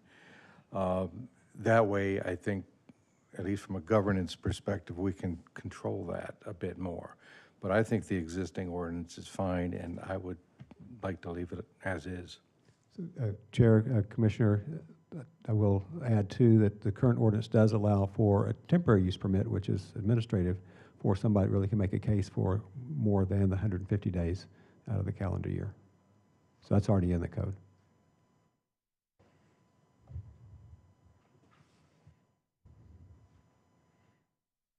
Commissioner Proctor hasn't done any golf net applications yet, just for the record. Building wall monument signs. This is the one that staff added to the mix. Recently dealt with a smaller apartment complex that wanted to do a wall sign. I think is the one they wanted to do. And we looked at the code, and if you're 20 units or more, you can have both a wall sign and a monument sign. But under that, you can't have either one. And that didn't make a lot of sense to us. It seemed like you ought to have a smaller complex, ought to have at least one sign, one or the other, but maybe not both. So that's what we've proposed, is for those of 8 to 20 units, and 8 was a little bit arbitrary. If you think it should be a little lower, a little higher, we could work with that a little bit too. But complexes between that size could have one or the other, is what we're proposing. And this 20 units came from Scottsdale, that's their restriction. None of the other 7 have any minimum restriction on the monument sign. I don't see any issue with that. I think that's fine. Okay. Freestanding wall signs. This is another one that came from council discussion, and the illustration on the picture is the issue that the council is trying to address, particularly over here off of at Plaza Fountainside or the Waterford development, and want to be able to put up a sign on the railing. And so we looked at how we might incorporate that into the code. And so what you have in the mix is some adjustments to our fence wall sign regulations to allow this type of signage to occur. The sign itself would need to be made of permanent material, but could be, so it's either permanently attached to the railing or could be put on and taken off on a daily basis. Commissioner Spiel. I think any of those signs should follow the theme or the sign type that's on the building, rather than be, unless this is something different. If you're talking about Euro Pizza on that complex there, those signs should be the same placement as the other merchants, not something hanging on a rail. Concur. Uniformity, you get chances of this getting away from us here. I don't know how many of these applications we have, but that, and then also, I don't know if we do inspections on sign installations necessarily, but would that be the intent here, is that it's a permanent installation, and so, you know, we're checking structural ability of a handrail, 200-pound lateral load handrail can take in this case, 2 or 3 12-square-foot signs mounted with coat hangers? I don't know, right? That's probably not, I think we probably need to cut this one.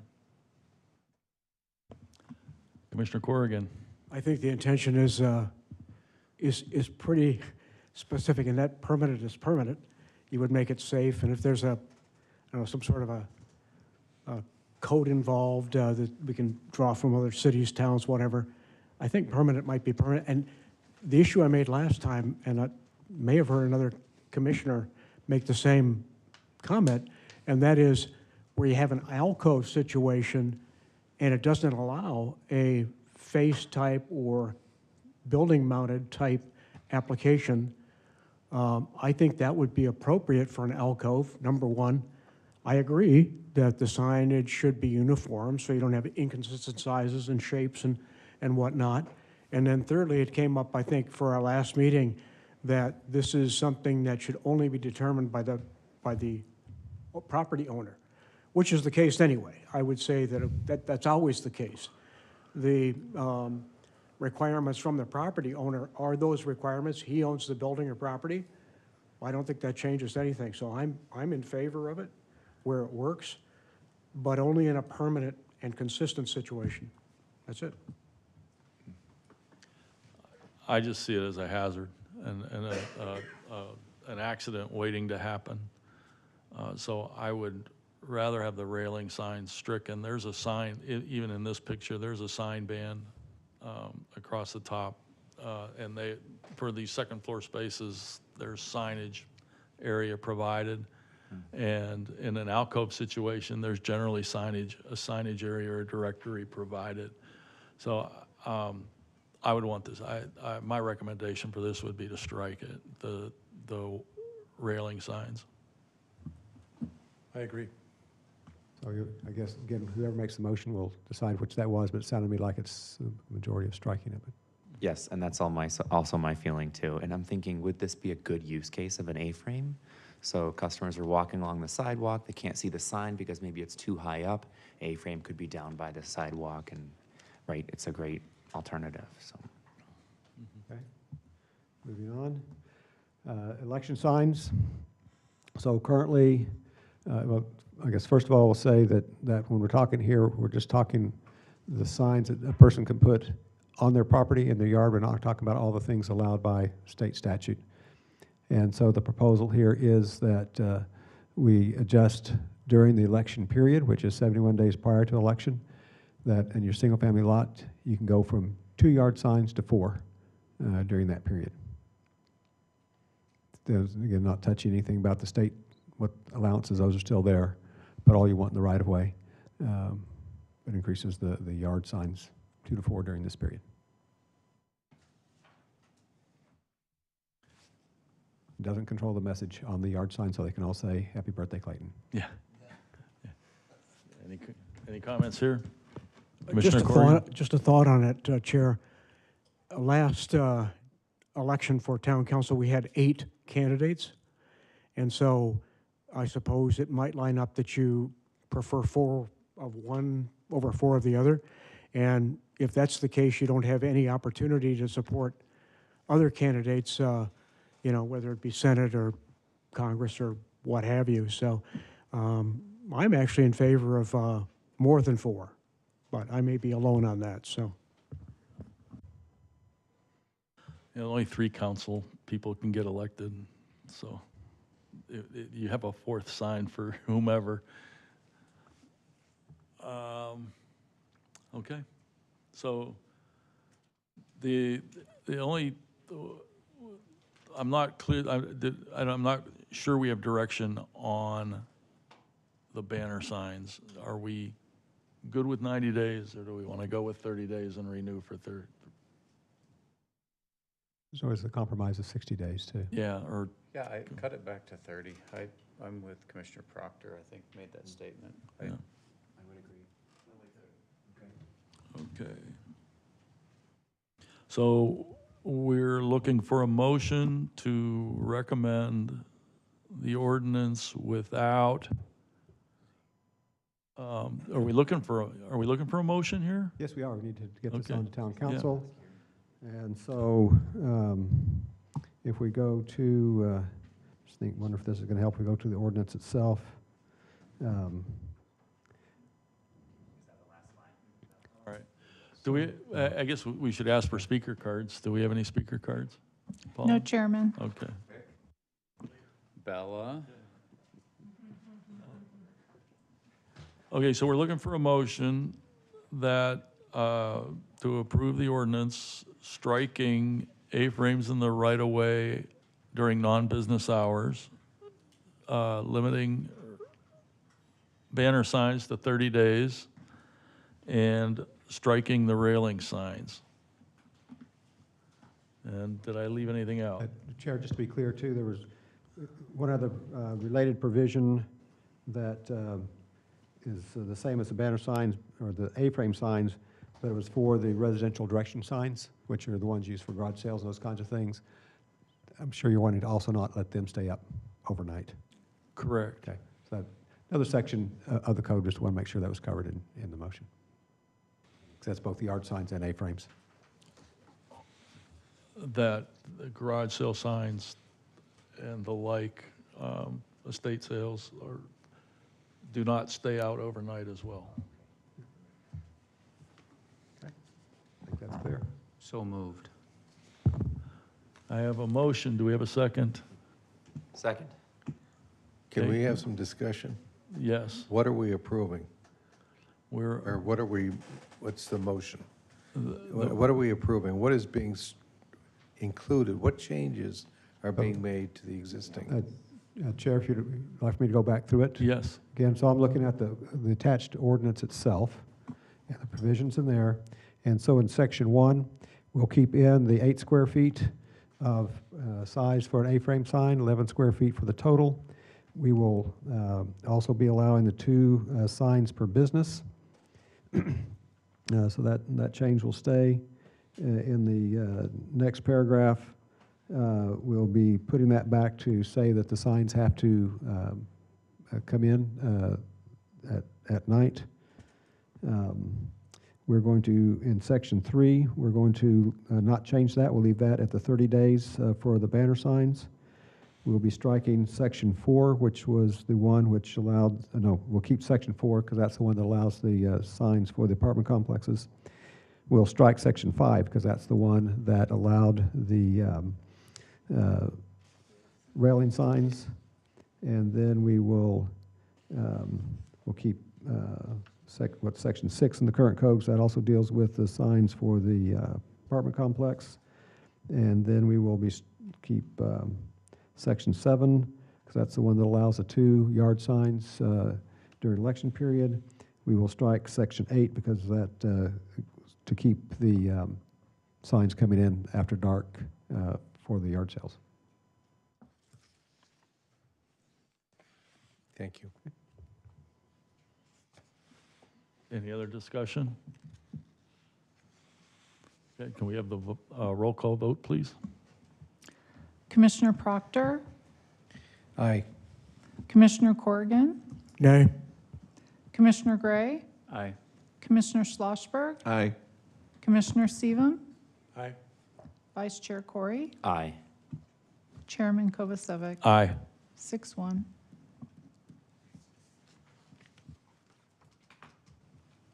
Okay. Okay, agenda item 6, next meeting date.